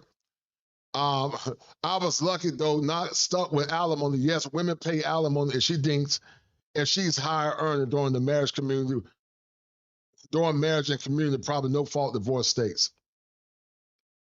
While digressing, hope my comments help other women. Best wishes to Miss Williams and her pregnancy. Look at this dumb bird. Women are realizing that the benefits is not worth the risk. I love that for us. Good luck getting pregnant without sperm. You know, man. I thought sperm comes from men. Has that changed? What you said make no sense. The delusion of these women, very delusional, guys. I said natural impregnation, sperm from medical artificial insemination, not contact with. This is stupid. I mean, this stupid, man. Marriage is kryptonite. Meanwhile, the womb is wide open. Single black mom, of course, the next generation is going to be so effed up because of fatherless culture. Shaking my head, and he's 100% correct.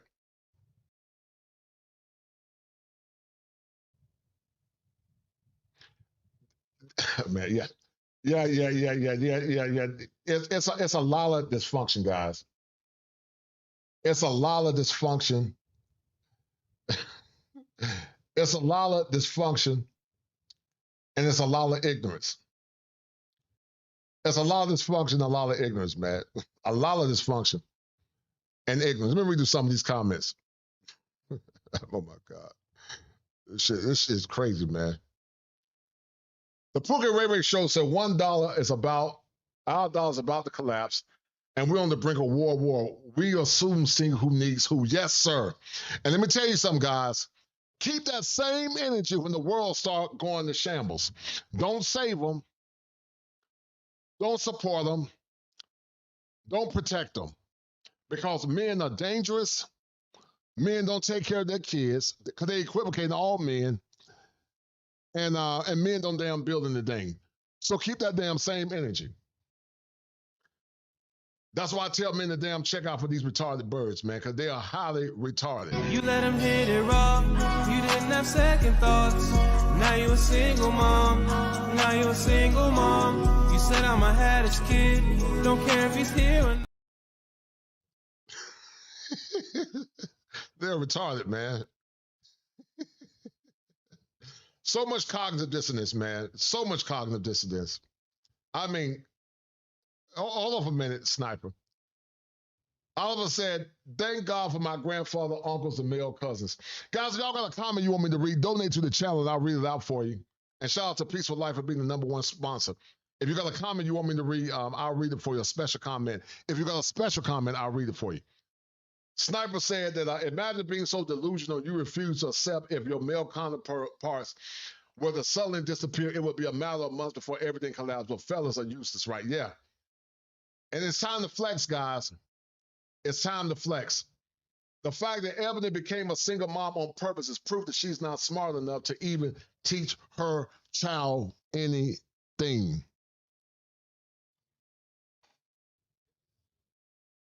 It's time for men to start flexing. Imagine being so delusional that you refuse to accept if men in the world will suddenly disappear. It would be a matter of months before everybody. I just read that.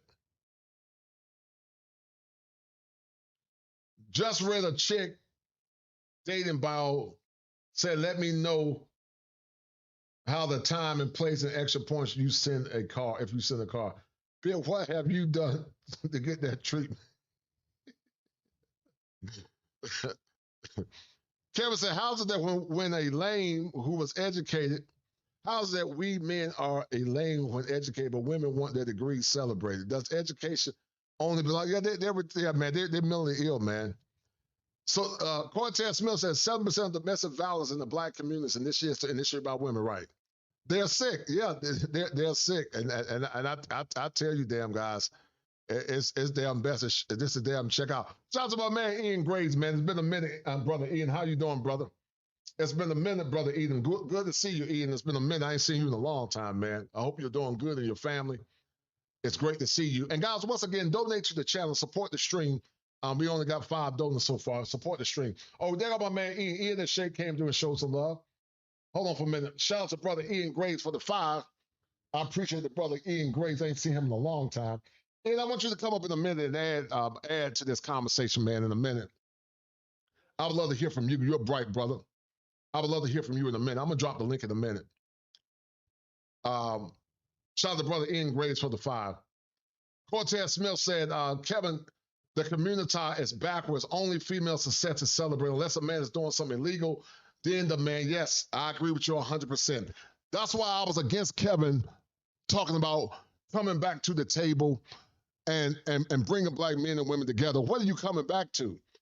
They haven't been socialized to be wise, and Kevin Samuels alone is not going to change or will not have changed modern women. He's only one voice. It takes a collective voice. And some of these damn women need mushroom therapy. Shout out to Sister Bashur. She said, I'm of the summation that hyenas chose to be mothers over wives because they can control a child, but they can't control a man.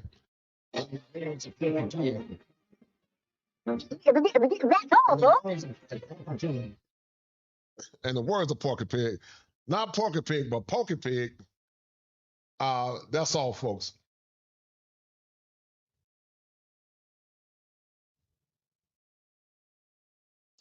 I don't know what's going on with.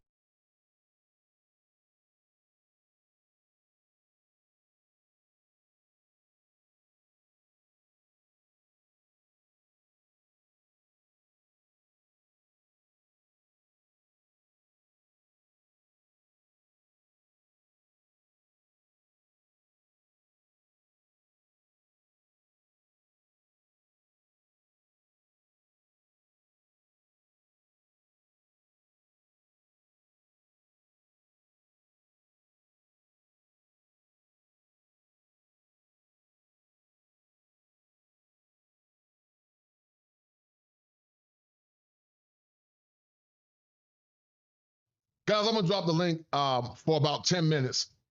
And I want you guys to come in. I'm going to hear you guys speak. I'm going to hear you. I'm going to open the panel up. I'm going to open the panel up, guys. And I want to hear you guys talk about this Eboni K Williams fiasco. But in the meantime, guys, hit that like button and share this stream if you're not a beta male.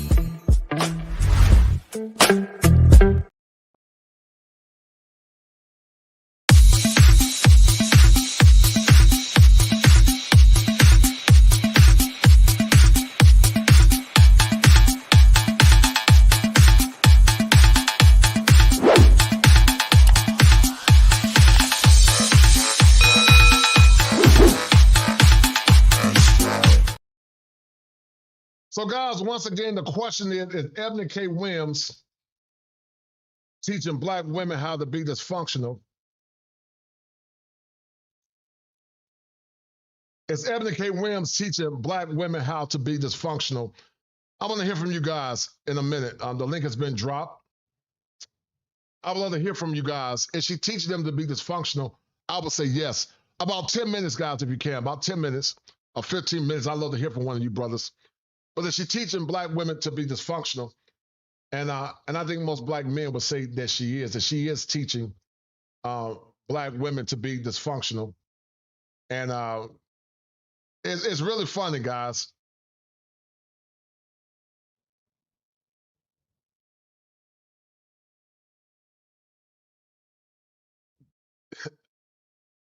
These shows are funny, guys. It's only thing you can do, guys, is just laugh.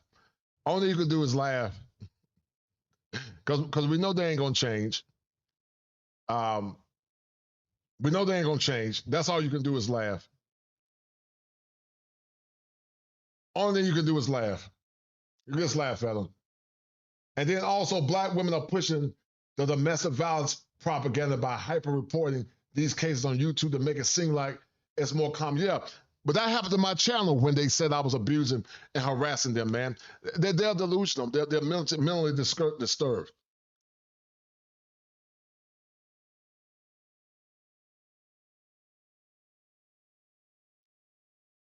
So once again, guys, it ain't no damn helping some of these birds, man.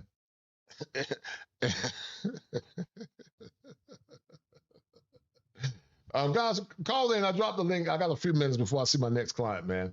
If y'all want to call in, but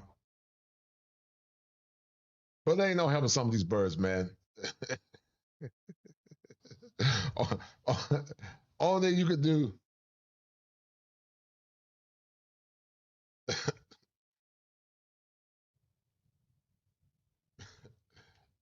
It ain't no helping some of these birds, man.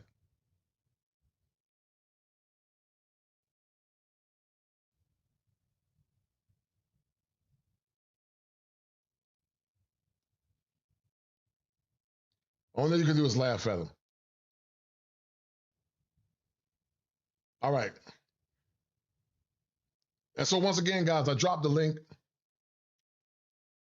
Okay, I got one person. All right, give me 1 minute. All right, hold tight. Brother Ian. All right, Brother Ian, how you doing, man? What's going on, brother? It's been a minute, man. I ain't seen you in a long time, Ian. What's going on, brother? Peace, yeah, man. Yeah, I've been doing not much. I've been doing good. Just Good, trying good. to, trying to wade myself through this emotional, mental, toxic minefield that they got set up for us. Yeah, brother. It's a toxic minefield, brother. I mean, because the reality is, if it was a fact that what they were doing was only relegated in terms of the influence themselves, I would be fine. Right. But they have a whole cultural influence, though. You Yes, feel sir. what I'm saying? Right. And they're steering the culture and the society in a direction that's detrimental overall Right. for our survival and progress. Mm-hmm. So that becomes really where my most pushback comes, because if it was just them, okay, we can isolate and eliminate them, but they have such an influence on the culture and society, bro. Right. It's we got to do something about that. Well, listen, marriage rates are plummeting. Marriage rates are dropping. Men are becoming indifferent. The level, Brother Ian, of misandry is appalling, to say the least. And the fact that this woman herself went through vicarious trauma of what her mother put her through, now she thinks it's wise to bring a baby into this world. And once again, anytime they get any critique, they flip it and say that men are projecting, but they're the ones that are projecting. Anytime, you have what's called healthy shame, they say you're shaming black women, but when you use the same rhetoric, you're actually doing the same thing that you are complaining men about doing. Have you ever seen the world dysfunctional and delusional, Brother Ian? No, I'm not. And my issue, even goes so far. My issue goes so far as to point out where the men are being affected in terms of there's a lot of LGBTQism that's being developed and that's being co-signed, right, and justified based on their behavior. You feel what I'm saying? So my first thing is, okay, if she comes out and does that, the first thing I'm thinking is that a man is going to be like, okay, if the women are saying they don't need men, right, and they're the ones who rule and dominate the culture and society, they run and they're the overseers. If they're okaying having a baby without a heterosexual man, right, why can't I? Right. Let's see. Right. And you can't have cogent conversations, man, because every time you try to have a cogent conversation that's substantiated in logic and reason, they always flip the narrative and say something counterintuitive. I talk to a woman, man, not a woman, but even as a therapist, I see the dysfunction, man. They only want help when it benefits them, and they want you to do therapy on their own terms. And if you don't do it on their own terms, and they either go to another therapist, they'll check out. And a black therapist even said that when you call them out on BS, a lot of times they don't want to adjust. I've relegated myself to the point, man, to reduce frustration, just to laugh at them, man. Just gotta laugh at them, man, and hold firm to what you believe in, and damn, keep it moving, man. Because, like you said, brother, the delusion is appalling. But not only is it appalling, it's unreal, man. And to think after you went through trauma to bring a baby into this world without having a father, it's pathetic. And a man, he, in my opinion, is a damn self donate his seed. I would never just willfully give my seed away to let a woman take half of my damn DNA and raise that DNA the way she wanted to donate. I mean, raise it. What do you think about that? Well, I mean, essentially, it's just like, let's say for instance, if you know the guy for Minnesota Timberwolves, the guy Anthony, I forgot his last name, but he's the star for the Timberwolves. Just played against Kyrie and them, right? And he has his woman had 2 kids already, right? He's like 20, 21. Right. His woman that he I don't know if he married her or not, but they're living together, so he had a baby with her and she had 2. Listen, this guy's a millionaire, like one of the major stars of the league, and instead of choosing a wife that didn't have any kids, so on and so forth, he chooses this old lady that had 2 kids and got tattoos everywhere. 2 nuggets, and got tattoos. Mm-hmm. Yeah, and got tattoos, and you know she's been ran through. She's been ran through. Yes, of course, because her previous relationships with some rappers or some thugs or something like that. You see what I'm saying? So in terms of throwing away the seed, the stage has already been set in terms of the women who we've been choosing, or who certain men have been choosing. So it's like, man, we should have made sure that we were getting virgins and getting chaste women. You know what I'm saying? Long before this. So essentially, he's throwing away his seed, almost as if he's going to a sperm donor. Because at the end of the day, what's she going to do? Like what did Shaq's ex-wife say? She said she didn't really love him. She was in love with the lifestyle. So this is essentially, Right. So he's throwing away his legacy, essentially. Throwing away his legacy, right? And he would have been better off to waste. He would have been better off to waste his seed on the belly of a whore. Exactly. Than to put his seed into this woman. And I just laugh at it, man. I've been with my wife for 28 years, but if my marriage don't work, my next wife gonna be a foreign woman. I would never damn deal with these women, man. I would even damn. One, I couldn't deal with them, man, because I know most of them been ran through. I know the majority of them been ran through. If they ain't been ran through, they got kids by multiple men. So I don't even look at them. They can call me old, ugly. I don't give a shit about that, because one, I'm not ugly, and I love being 52. But I won't even look at them, man, because they don't offer anything of value, man. But dysfunction and more dysfunction and having their hands out with unrealistic expectations. Well, I mean, the reality, what I was thinking is, man, if we could go back in time, I would even be able to posit that the whores from back in the day were better mates than the regular females that you have to choose from today. Right, I agree with that. Right, I agree with that. I agree with that. The whores were better. I agree with that. I can't argue with that. Listen, I told somebody, people that complain about foreign women, from what I've been told is that the foreign whore is still better than the typical American woman. Still better. Am I talking right? Because a foreign whore, at least she know how to be a lady. She's a whore, but she know how to be a lady and a woman. Yes. She know how to treat you well. She know how to at least fake it like she's feminine. Yes. But these birds can't be damn fake like they're feminine, man. They can't.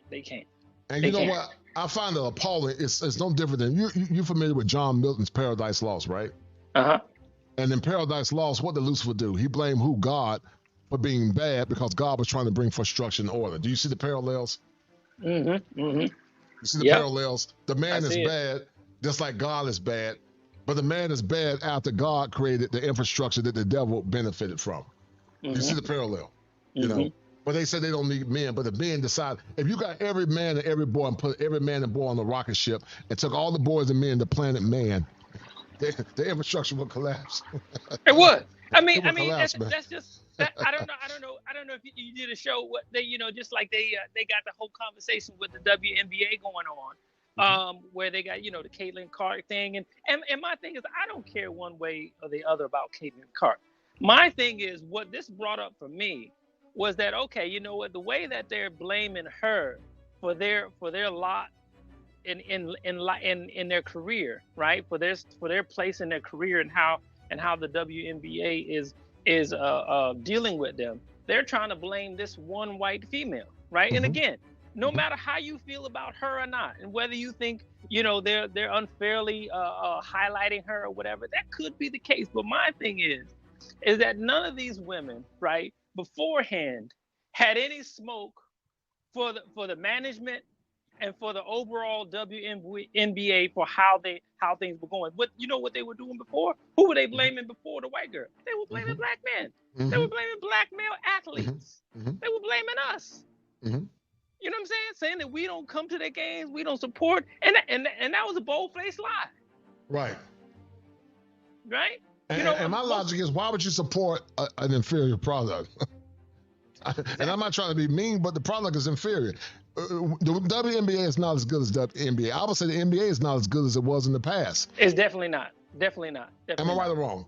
It's You're not right. as good, sounds good as it was in the past, but the WNBA is inferior. But you know what? So many of them have penis envy so bad, man. They want to be men so bad that they just can't be a woman. They want to be liberated, but still blame men for everything. And they always use that victim narrative, man. And they're not even aware of it, man. Well, and the thing is, part and parcel, what the issue is with Caitlin Clark, if anyone wants to admit it, is the fact that she's a heterosexual. On top of that, and the majority of the league is LGBTQ. Yeah, right. That's a good point. Right. That's an excellent point. Right. You see, so essentially, the angst that they're having is, because we as we know, even black women who don't want black men, they don't want us to be happy, and they don't want us to uplift another group of women over them. So essentially, part of the anger is that, okay, now you got these NBA stars who are saying how good she is too. So that really rubs them the wrong way, because they're looking at black men supporting this white girl. And so what do they do? Anytime they see a black man going with another ethnic or race or group of women, they're going to attack us, and they're going to call foul. No, I agree, man. I agree. And what are you seeing, man, in dating and relationships? What are you seeing that would suggest that men have just checked out? And I'm gonna end the stream in a minute. What are you seeing? Yeah, I mean, essentially, man, you always have women talking about why aren't men approaching? You know what I'm saying? And most men are not trying to date women. So essentially, the dating scene is over and done with. There's no more dating going on. You know what I'm saying? Men and women or black in the black culture, we're not dating anymore. That's over. Right. That's done with. The only way really to get a relationship in this day and time is you got to know someone. You know what I'm saying? You know, somebody got to introduce. That's how it's going to happen essentially. But you have to be within a framework and a group of people who are interested in relationships, even for that to be able to work out. You feel what I'm saying? Because you can get her in a relationship, but if you don't have an environment that's isolated from the level of toxicity that this culture is going through, you're not going to be in it but a couple months. Right.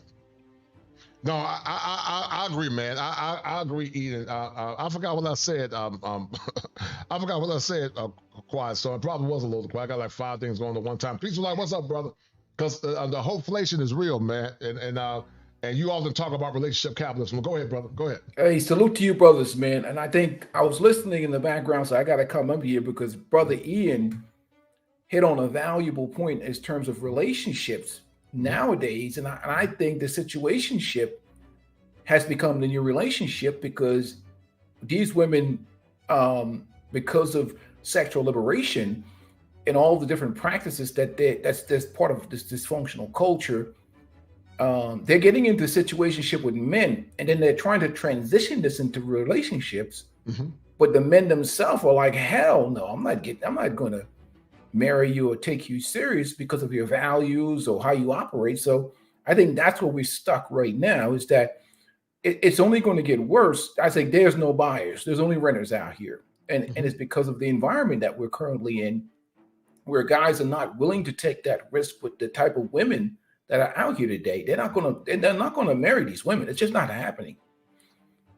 But that was a good point, because you made me remember that essentially the way that our culture gets into relationship overall is through sex, right? Right. Okay, you know, especially also our women, they don't necessarily have the desired social skills, so they use their sex. And so for a long time, you know what I'm saying, as men, we've gotten into relationships based on sex, right? We haven't said we didn't necessarily want this chick like that, but we were open, right? If we were having sex with them long enough, right, and they were okay enough for a certain amount of time, we eventually would be like, okay, cool, I'll stay with it. But as you pointed out, that's no longer happening. So these women are having sex and thinking at some point we're going to be like, you know, yeah, man, I want to claim you. It's not happening no more. Right. And it's you know, it's no need to claim them, because what are you getting? You know, you always talk about relationship capitalism. I talk about wholeflation. What are you getting? I mean, if you get a typical woman, if you get a woman being with under 10 men, that's damn near a unicorn there. I would say 5 is almost impossible. I would say the average woman in the West has been with 10, 15 plus 20, 30, or 40 men or more. So what is a man getting for his resources, time, his money, and all of that? Nothing. They don't want to cooking is being a slave, but yet you providing, are you a slave? They'll tell you abruptly that it's about them and you should be worshiping and serving them, which is out of order. And then you got these simp preachers that don't tell them anything and they don't hold them accountable. But go ahead, Peaceful. Go ahead, brother. No, I'm saying, like, what are you getting right now is headache, trauma, expenses, other men's problems. You're going to be paying the price for the sins of other men, the men that she slept with, that has mistreated her, probably kicked her out of the house in the middle of the night or out of the hotel after pounding her out. And you're getting these types of women that are coming to the dating market. And we know that, especially in the culture, the problem is that they try to be like men, and the older women are not helping the younger women. When they're traumatized, because you know the difference is you have 40, 50, 60-year-old women out here, as we've seen with Vivica Fox, competing with the 25-year-old version of themselves. They're not giving them game about managing their youth because they're competing with them for attention, for social media attention and validation. So they're not kicking the game by, look here, young sister, this is why I messed up at. Don't be out here in these streets getting ran through. And they say, well, why don't the guys stop running through them? But it's only a small percentage of men that have access to these women in the first place. Right. I call it, this is a 15, 16% problem. Mm-hmm. So because everything, attraction is very, very strong and powerful in the community. So we're talking about a 15, 16% problem with the men and 80% of the women, if we want to be specific. So this is the problem that we have right now. So what happens now is, after these women have been out here following behind these older women that are highly indoctrinated by feminism and the sexual revolution, and that think that they can practice the same type of sexuality as men, this hypersexuality in the culture, and they thinking that when they get older, they can still maintain that value and get the same men. Everybody's just coming up with goose eggs right now. I mean, the guys are just not buying in because they know now. Right. You know? Well, they think that now what they're doing, and I don't know if you heard Vivica Fox, he said she's open to dating other groups of men too now. Yeah, be for real. Come on now. Stop it. I thought she already dated other groups of men. And you think about all the men that hit it, you know, they had the celebrities already had sex with her. I count at least 8. And that ain't counting the ones that you didn't talk about. So what are you getting, man? What are you getting from a Vivica Fox? Nothing. They don't value virtue. They don't value the things that men want. Everything is about them, man. And men created a world that they benefit from. The world that your grandfather, my grandfather, great-grandfather, and mankind built slave damn labor and artisans and everybody else to work. Now they say they don't need us because we gave them the power. And that's fine. But a day is coming where there'll be 7 women to 1 man. And when they're on the streets crying and begging for food, I'm like, no. But you know, I was thinking about that, Kosher. Right. Let's be honest. The brothers have the most lowest standard for to tolerate the nonsense that black women have. Other races of men would not tolerate the bullshit that black men tolerate. So my thing is this: if you can't qualify for the minimum standards of black men, what makes you think you're going to qualify for other races of men? You know what I mean? That's the question, the problem that they don't understand. Because black men, because many of us were raised in a matriarchal culture, excuse a lot of poor behavior from our women. And the problem is too, is that if they could, they would. And I always say, ain't nobody signing up for heart disease and diabetes. They're just not. They're not dealing with no stressful women, headaches, migraine headaches and shit. You know. What we learn over time, and as specifically you see with Eboni K Williams, that what they equate in terms of their relationship with white men, they think that white men are different. They think that if they have a degree, the white man is going to be attracted to them. They believe that. They don't know these men. They are just making this assumption, right? Because essentially what they see is they see white women with degrees marrying white men.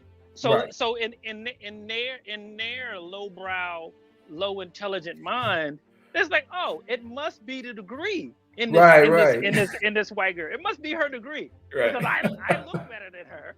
You know what I'm saying? I got a better body than she got. It must be her degree. So this is the logic that they're going out with, where they're saying, oh, other groups of men are now going to be an option for me. Yeah. Yeah, you're on mute. You're mute, Kosher. Yeah. Many times those men just slut them out. They don't take them serious. Oh yeah. You know, I asked Ian before I end the stream what he's seen in dating, modern dating and relationships. What have you seen in Peaceful Life? You know, you're from Gen X like me. You know, you were a D1 basketball player from Seton Hall. And but what have you seen in modern dating and relationships that you didn't see maybe as a kid growing up? Well, you know, I refer to modern dating relationship is junkyard dating, salvage yard dating. And I know people are going to get offended by that.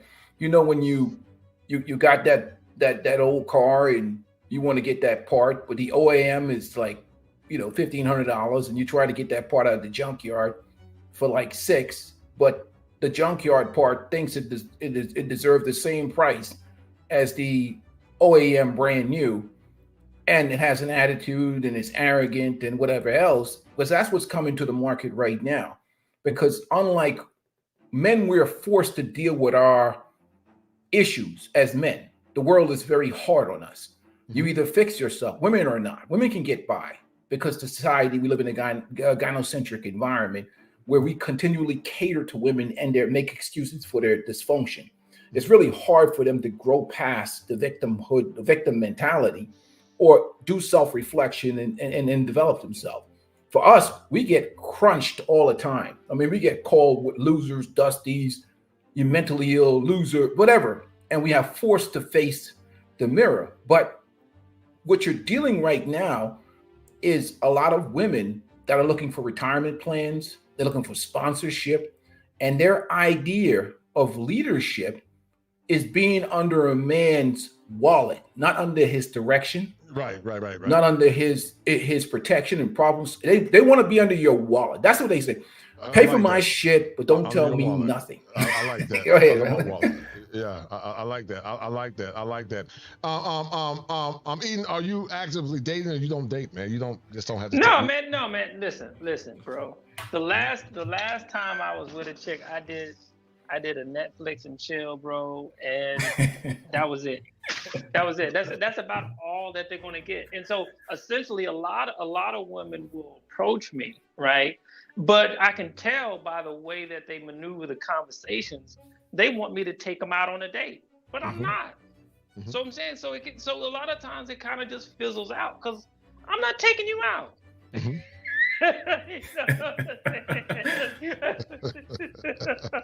It gets rough out here, man. You know why it's worse? Because we know that there's some guy that comes by at 11 o'clock at night and he pounds them out and he's not paying for nothing. So I always say the 11 p.m. guy pays for no date. So if you're an intelligent man and you have self-esteem, you want the same deal as the 11 o'clock man. That's what sexual liberation has done to us. And intelligent men are knowing these women's habits, especially with all this men's content out here and all the women running their mouth on TikTok. Guys are watching if they're intelligent, like, you know what? This dude over here, Puka is coming by at 11. He may not be half the man as me, and he ain't paying for no expensive dates. Why the hell am I going to be paying for this shit? Romance is dead. So really, sexual revolution, sexual liberation, and hookup culture and social media and the mindset out here, ain't no man in his right mind going to be paying no higher price than Puka. Hell no. I ain't doing that. We get in the same box. That's what the guys are going to think. No, it ain't happening. It ain't happening. Right.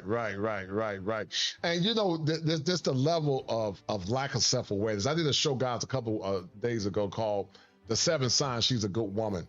And one of the things I talked about is a woman that have self-awareness and respect order. And like I said, I see them all the time in practice, man. They don't respect masculine order. You try to lead them and try to teach them what your expectations are as a professional. And they'll minimize it. And so when you don't do what they say they want to drop out, which I don't give a damn, because you're doing me a favor. Because see, what I've learned with women, that you have to let them know what your standards are. If they follow your standards, then you're gonna be fine. If they don't follow your standards, you still win, because now you're not wasting time.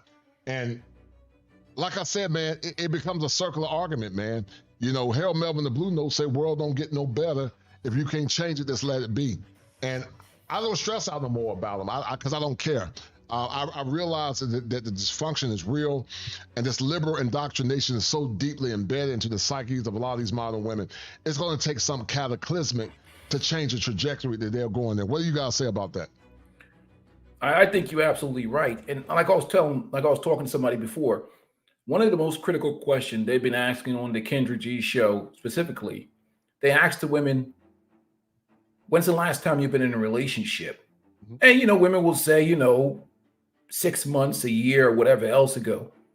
But the most important question that she asked these women is, when was the last time you were intimate with somebody? Right. That's the most important question out of that whole interview. That's the most important question, right. Mm-hmm. Other than, showing her body when she does this flip around thing, is when was the last time you were intimate with somebody? And that right there is a deal breaker for everything. Right. And then she'll have certain women on there with degree and education and whatever. And the guys will be in that chat like, and when they ask that one question, her stock just drops like, it just crushes like some Enron stock back in the day. That shit crashing. Because the dude's like, we're not going to pay a higher price than the man that you're just giving away. See, patriarchy and masculinity protected women from their own self-destruction. Mm-hmm. And they fought hard to be from underneath that system. Right. We protected our girls' virtues or daughters' virtues, and we guarded them from their own self-destruction. Mm-hmm. But now they're out here getting ran through, and then they're trying to get men to pay a higher price, which is marriage and long-term relationship. Right. And the dudes are like, hell no, we ain't paying that price. Give me the same deal as the Midnight Man. Right. It's unfortunate though, because something cataclysmic has to happen, because essentially what now is taking place, and you mentioned Kendra G, she was just on a show with Tamika Mallory and the other activists or whatever, because Tamika Mallory comes up under Al Sharpton. She's like one of the top Black civil rights, so quote unquote, activists. But you in her history, I remember she was on TMZ. She said sexism is worse than white supremacy, than racism. So she's on the show with Kendra G talking about, okay, we need to do something about relationships now, because they understand that this whole dynamic between Black men and women is even more important than the relationship between white people and Black people now. But in part of the discussion, she says, part of the issue is that there's not enough eligible Black male bachelors, which is a lie. Which is a lie. It's a complete lie. It's a lie. Which is a lie. So it's we're going in for them. They're continuing or they're doing a Hail Mary, because they're trying to get all of this relationship, all this black pill, red pill, manosphere, Black manosphere stuff. They're trying to move it into the pro-Black space now, right? And they're essentially saying, okay, you're not Black if you don't go along with with these feminist talking points, right? So they're being bolstered on that side of the equation. So when they were supposed to cave and they were supposed to submit, they really just kind of rolled it into pro-blackism. Yeah, and it's a lot of pro-black simps, man, that the placated the women. That's a lot of pro-black simps. What do y'all say about that? Well, it starts with the panda bear simp, and I think that's the worst because there's two types. There's the one that's actually a simp that panders, and then there's the one that's a businessman that panders, or the D-boy man that panders. Two of those are like alphas. I call them alpha king pounders, like the Derek Jackson type guy. Those are businessmen king pounders. The Umar, those are businessmen. They are pandering to these women, but the women, because they're so trapped and they only will receive worship from black men, any black man that speaks against the degenerate behavior is seen as a misogynist or the enemy of them. But really, their real enemy is the panda bears and the simps, because they don't really care about the outcome, because we had a 27% marriage rate. They don't really care about these women's outcome, as long as they keep paying and they keep giving up the box for those who are just D-boy panderers. They don't care about outcome. And that's the fundamental problem. They're addicted to men who pander to them. And when we speak up, we're seen as the bad guys, Right. Right. And that's called cognitive dissonance. That's the main virtue. It's called cognitive dissonance. As I said before earlier, a black therapist, she talked about when you hold black women accountable in therapy, they run away and they get mad because they can't hear the truth. Let me show you guys real quick. Hold tight. Black woman therapist tired of black women's attitudes. Man, are you dealing with issues like this? Book a session. And he told me that women don't apologize and women can't be held accountable. And I began to really think deeply about this idea. And one of the things that came across my mind is, in the last 9 months or so of me being in my private practice, I have myself experienced many women, whether they came in as a couple or they came by themselves, they very abruptly discontinued their therapy. And I started to reflect and really think, what was going on here? And I noticed that after I had to confront them about something, I had to bring to their attention something they were doing that wasn't contributing to the health of the relationship. Guys, that just happened to me. I had a situation with a woman where I held her accountable. I told her about what my expectations were, and the helper jumped ship, man. When I told her, listen, if we're gonna do therapy, you gotta do X, Y, Z. The helper said, well, you can end therapy. And I'm like, fine, because I ain't got time to be running, chasing, and kissing your ass. Either you gonna follow the protocol implementation, or you can take your ass somewhere else. And that's what they want. They want people to do things on their terms when they damn say do it. And I refuse to do it. I refuse to do it. The lack of accountability, the lack of self-reflection is appalling. Peaceful Light, let me ask you a question, man. Can you identify a time in your dating history where you saw more cogent, self-aware women? And then I'm gonna ask Brother Ian the same question. I'll be honest with you, I would have to go all the way back to the 90s. Because when social media got as big as what it is right now, but brother, I'll be honest with you, it's been bad for at least 2 decades now. Social media just created a monster that we've never seen before.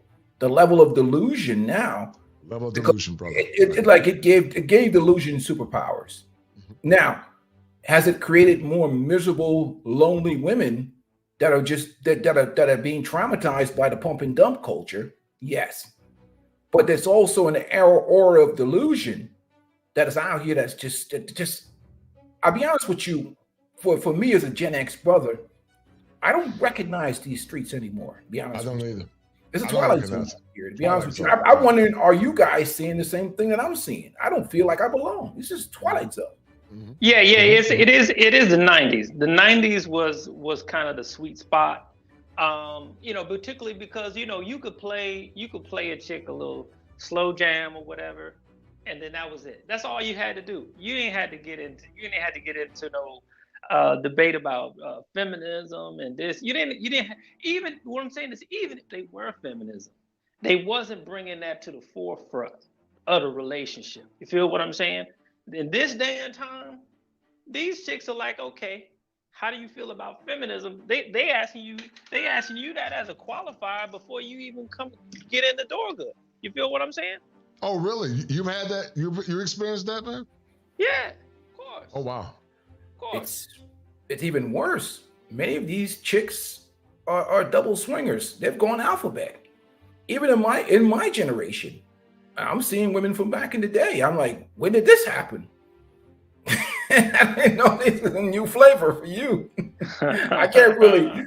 It's different now. I'm like, and they want you to recognize that, okay, I've been with some woman and now I want to be with you. Hell no, goodbye. Hell no. I mean, what's wrong is that the brothers will still pound them out. Right. But I mean, that's a terrible thing. But you know what I mean? Needs drive behavior, like you said. Mm-hmm. But will a man accept them as anything serious? We have this is a different environment out here.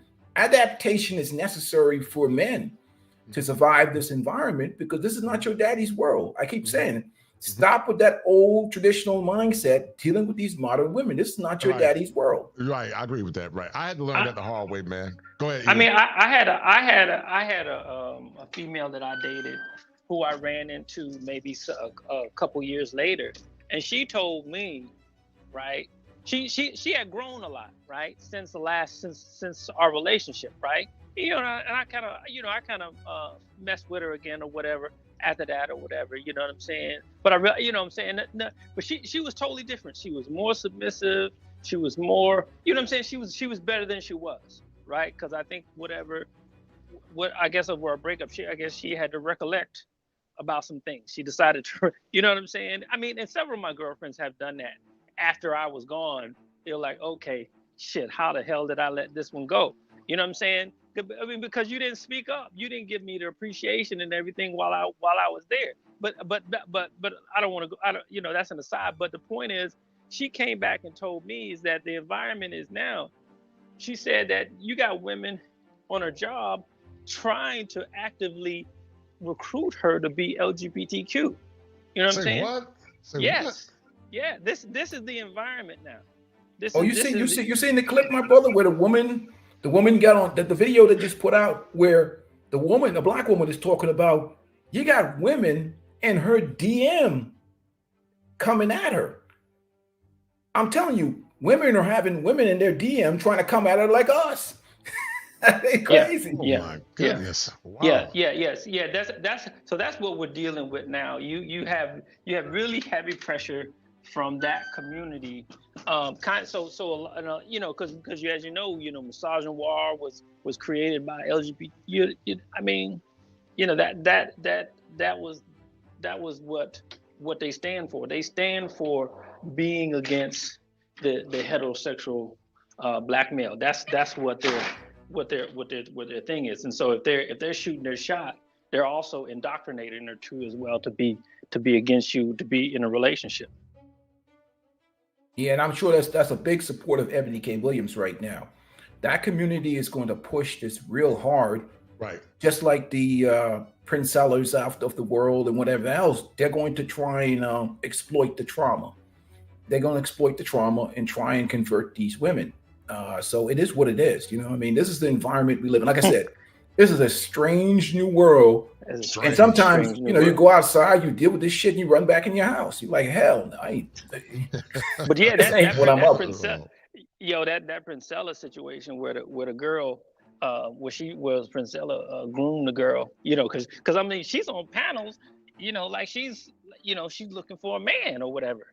Then all of a sudden, the next we see her, she's being dumped and in a bad relationship with her. Like, yo, this is what it is, bro.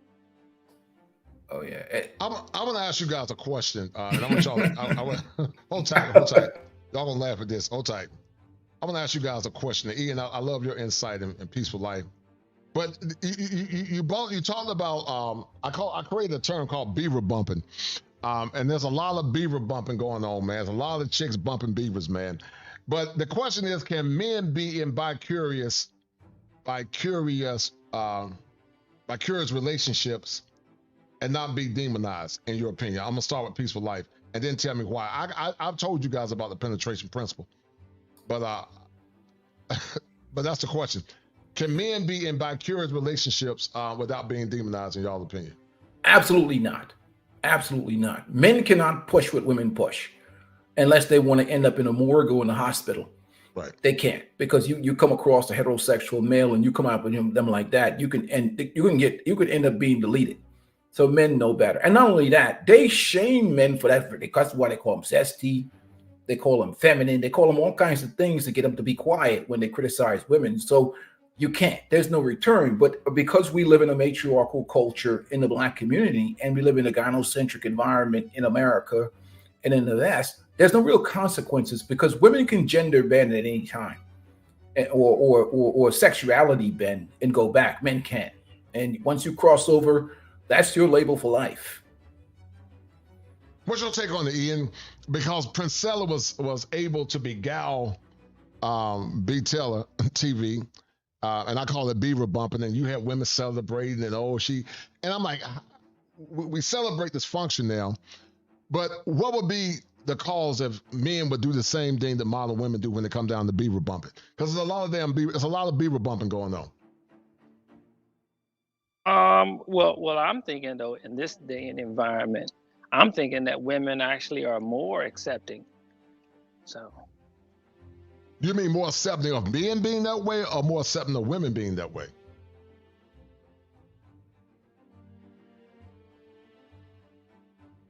Which one? Hello? Ian? Can you hear me? Kosher, can you hear me? I can hear you, yeah. Okay. I can hear you. He might be into something. But why do you think the hypocrisy, Peaceful Life, hold tight. And shout out to my man Greg with Scotland for the 20. He said, salute to Ian, Kosher Ian, and Peaceful Life. I keep saying more and more that American Black men need to pay closer attention to the female friends these women have. That would tell you a lot. And Peaceful Life and Greg with Scotland, you guys are both the #1 sponsors of the stream.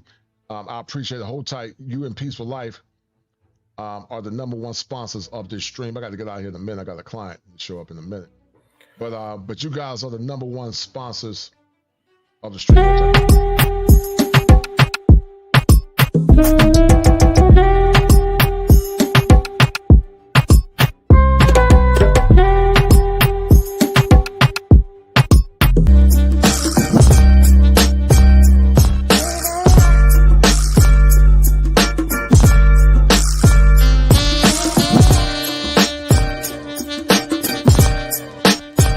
It's the money. Ian, can you hear me, brother? I don't know. I'm back. I'm back. Yeah. So I was asking you the reason why do you think that is that that men are demonized for being sword fighters, but women are glorified. Well, I mean, essentially, that's just how they want that level of submission, So they're always going to find a reason and a way to try to put us in that kind of submissive position. So that's just a way to really to keep. They got to keep that alive, so they can call normal brothers, right? They got to keep that negative stigma up, so that they can call us that when we don't do what they want. You know what I'm saying? That's really what it is. They need that as a weapon in their arsenal so hopefully, when they call us that, we'll get in line and submit. So they need that. That's never going to go away. Right. Cortez Smith said a lot of Black women get into LGBTQ relationship just to spite Black men. And they never last in a peaceful life. They tend to be more dysfunctional than male-based relationships. But a lot of these women got a lot of animals based on the pain they've been through as well. And I just come to the point, man, listen, it is what it is. I'm not trying to say them. I don't even care. The scripture says, unless God build a house, the labor builds it in vain. It ain't going to change in our lifetime. When did you graduate, Eden? Are you Gen X? What year is that? Gen X would be from, Gen X would be from, I think, 68, 67 to right at 1980. Right at 1980. Yeah. I'm Gen X, yeah. Okay, all right. You remember a time you were in peaceful life when beaver bumping and having children out of wedlock was deleterious. When did you start seeing the decline? It's a lot of beaver bumping, man. A lot of beaver bumping. Oh, go ahead. Well, I started seeing it. You know when I started seeing it become, it started popping up more frequent. It's always been here, but it's always been like with the women that were part of the sports teams and whatever else. They kind of kept it on the DL, or they didn't really say anything about it. They weren't as open with it because it wasn't accepted in the early 90s and whatever else. You were kind of shunned and shamed for it. And then it really, really got bad where it was outwardly and it was spreading and it became more popularized. We always talk about corporate sponsored and programming, the programming that in every movie, there's a saying like that. It's come from Hollywood. So we've had more years of indoctrination and normalization because in every scene, in every movie, it's being interjected in there slowly over time. And then when we have the increase of so many more women that are single and the strong and independent woman and feminism and whatever else, and like you said, to spite men, it became a more popular theme. So we've had so many years of indoctrination. Even Black Lives Matter. What are they talked about? Those were some, whatever, alphabet women. And they talk about redefining the nuclear family. So this has been in the works, in the pipes for a long period of time. It's just that people have been more indoctrinated, more brainwashed, more manipulated by Hollywood, more manipulated by the current culture that is a matriarchy. So the women, like for instance, Princella is still married. She has a husband and a daughter. So they switch back and forth. And it's gotten worse now with inflation, because you may have a situation where a lesbian couple may want your heterosexual ass to move in the house to help pay bills. Right. And they have no problem sharing the gifts with you if you're paying. Right. So it's a strange world out here, man. It is a strange world. Gregor Scotland said, I saw the 2 streams that you did on It Might Be Risky. And it's funny that some simps hating on Crimson Cure take on black women's wear. And before I go, guys, I got a client about to come up in a minute. We talk about these black women, but these damn simps are no different. I would say the simps are worse, because they aid these women in their pathology. What do you say about that, Brother Ian? What do you say about that peaceful life? Well, there's a couple types of simps. We got to categorize them. You know what I mean? Because like for instance, Derek Jackson is not a simp. Right. That is a panda bear and a D-boy, a king pounder. A king pounder, right?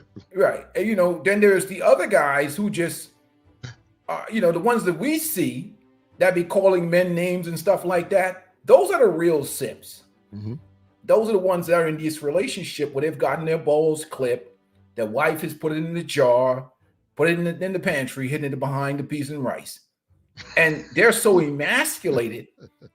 And their only way to regain any form of masculinity is to attack masculine men that live free. It's like the caged animal cursing at the free. It's like the caged lion roaring at the free lion running out in the Serengeti.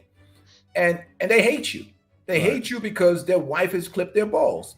Right. And they've been emasculated. So they take out their aggression. What do they call it? Displaced aggression? Displaced aggression, right. On us. Right. A guy that's masculine, that's married like you, or like Brother Ian and myself.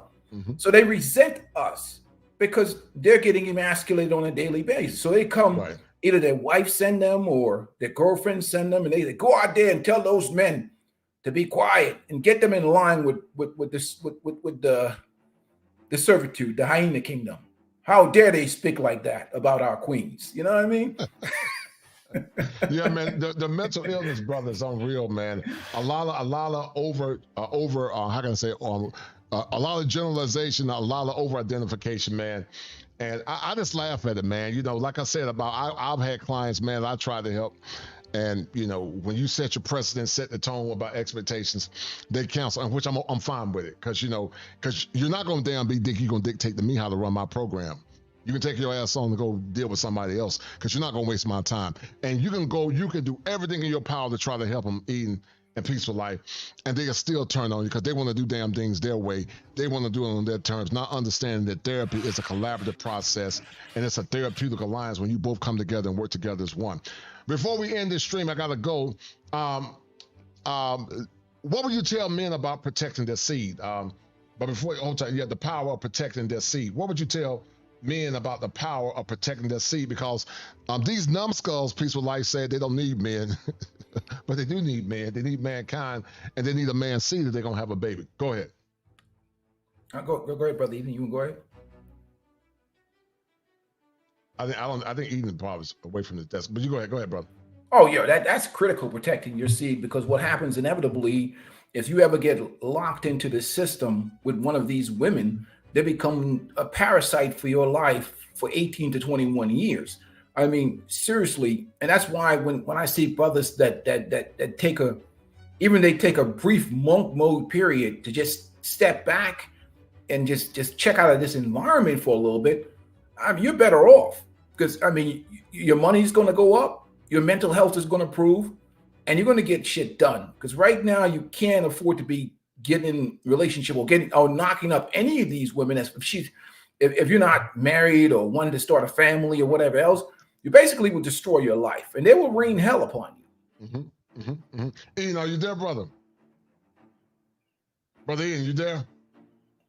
Yeah, he's probably out of there. Yeah, he's probably out. All right, I'm about to end this stream, man. But I'm gonna try to get that guy Brandon on my channel, the one that to talk about the single mom. You know, he's from North Carolina. Did you know that? Yeah, but I'm saying they're gonna get you, man. So they're gonna meet you out in the parking lot, find out where you doing your therapy at. These modern women and their simps gonna surround you, man. I gotta drive all the way down there to North Carolina, man. I'm gonna need your 6-shooter the whole time. You let him hit it raw. You didn't have second thoughts. Now you a single mom. Now you a single mom. You said I'm a haddish kid. Don't care if he's here or not. No fire in the he's trying. What he's doing is economically destroying these women. Because here's why. Right, go ahead. They had hopes for the retirement plan. Right, the retirement plan. Right. He's taking out the insurance policy and the retirement plan. Right. I think if that guy would walk across the street and they see him and recognize him, there's somebody to run him over with a car. That's how much they hate that guy. They hate that guy. That guy is costing them money. Right. Well, you know, I think these conversations are good, man, because I believe in the right to self-determination, and men are waking up. Men are knowing what their worth is and what their power is, and some don't like it, and it's okay. You know, the good women will get good men, and the bad women will be left behind. When I see the comments, I just laugh at them, man, because they're so predictable. A lot of these chicks are so predictable. Would you not agree? Absolutely, very predictable. But what is good in terms of what we're seeing is that some women are coming in under the fold. You know, I mean, so they're coming in. You know, you see more and more of them doing the red pill content and all whatever, because they understand the old ways. Even though they can continue to push it if they want, but they know that it's dead. They know that there's no life. And there's no future. They know that. They know that for sure. So there might be more pickings of these particular women. Not to say that these women are 100%, but at least they understand the power shift, and they know where the power lies now. Right. That's a fair point. But guys, I gotta go. Thank you for Peaceful Life and Greg Wisconsin for being the #1 sponsor. Eden, thank you for showing some love, man. I ain't seen you in a minute, man. I know. I'm like, man, what the hell's Eden at, man? I ain't seen Eden in a long time, man. But you know what? But I don't blame you for this laying low and being silent, man. Sometimes you just gotta damn sit back and watch the chaos erupt and take place, man. And I was telling Peaceful Life, I'm gonna try to get that brother Brandon Jamal on my channel if I can. He's a Tar Heel, man. He's living in the Midwest, but he's from North Carolina, so I would love to get him up here, man. Maybe all 4 of us can have a conversation, man. But he's a funny dude, man. And yeah, Greg would say he missed you, man. Y'all, a lot of my dogs, man, been in the damn doghouse, man. You know, I don't know why in the doghouse, but I'm glad to see you, man. But anyway, we're gonna end this stream. Thank you, Peaceful Life, for you and Greg with Scotland being the #1 sponsor. I got a client coming up in 6 minutes, and I'll see you, brothers. I'm gonna drop y'all down, man. Good to see y'all, brothers. Y'all take care. Peace, man. All right, brother. I'll call you in the back end later on Peaceful Life. All right, brother. All right, guys, we're about to end this stream, man. Shout out to Peaceful Life and brother Ian. And guys, we're gonna end this stream. Hit that like button, and I appreciate it. You let him hit it raw. You didn't have second thoughts. Now you a single mom. You said.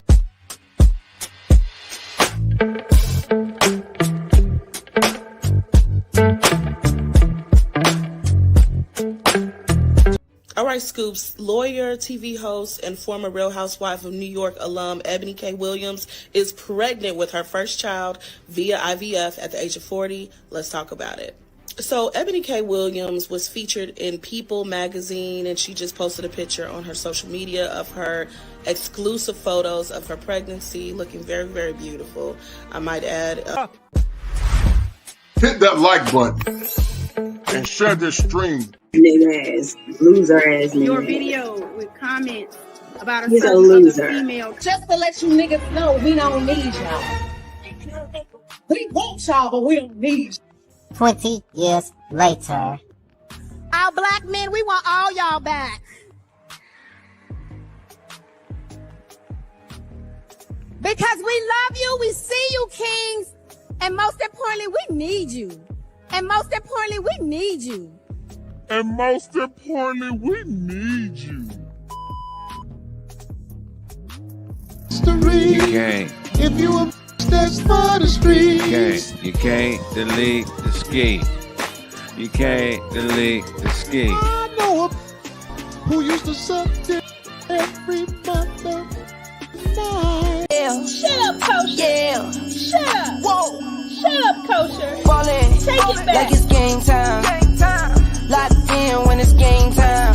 Yeah, I'm ballin' like it's game time. Locked in when it's game time. I put in work, couldn't wait for my bag coming. 3 whole years and these records keep running. Don't talk to me if you can't match the numbers. Ballin' like it's game time. Locked in when it's game time.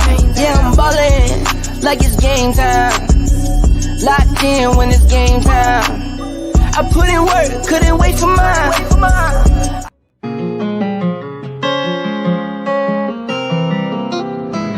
When my friends go, it was simple.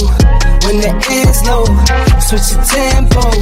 I got right, I got heart, I won't die, I'ma fight. I go down, then I strike. I go hard day and night, yeah. I go hard day and night. 1 to 1, no surprise. See the hate in their eyes. My brother's blood money bleed. I got the game in the squeeze. What would you do for some green? What would you do for some blues? Go pick and choose, the fam of the cheese. Some people not built like that. Some people get killed like that. Pressure like water, lights, mortgage. I've been at bills like that. Now I got kids like that. No wonder why I feel like that. Some people go to war for nothing. Me, I go to war for something. Before there was the manosphere, I was. Before there was the internet, I was. When the ends low, switch the tempo. I got right, I got heart, I won't die, I'ma fight. I go down, bet I strike. I go hard day and night. Money on the line, keep calling. Money on the books, need all that. My kids, they'll be ballin'. Got a real bankroll, not for Instagram. My mama on the line, keep calling. Praying for me, know I need all that. Told me it's not about ballin'. Real blessed, but I'm still sinning, man. What would you do for a win? What would you do for your friends? What if this life is a foe? What if the dogs pretend? What if you rode to the end? What if you started again? Fire! or your mind. The culture.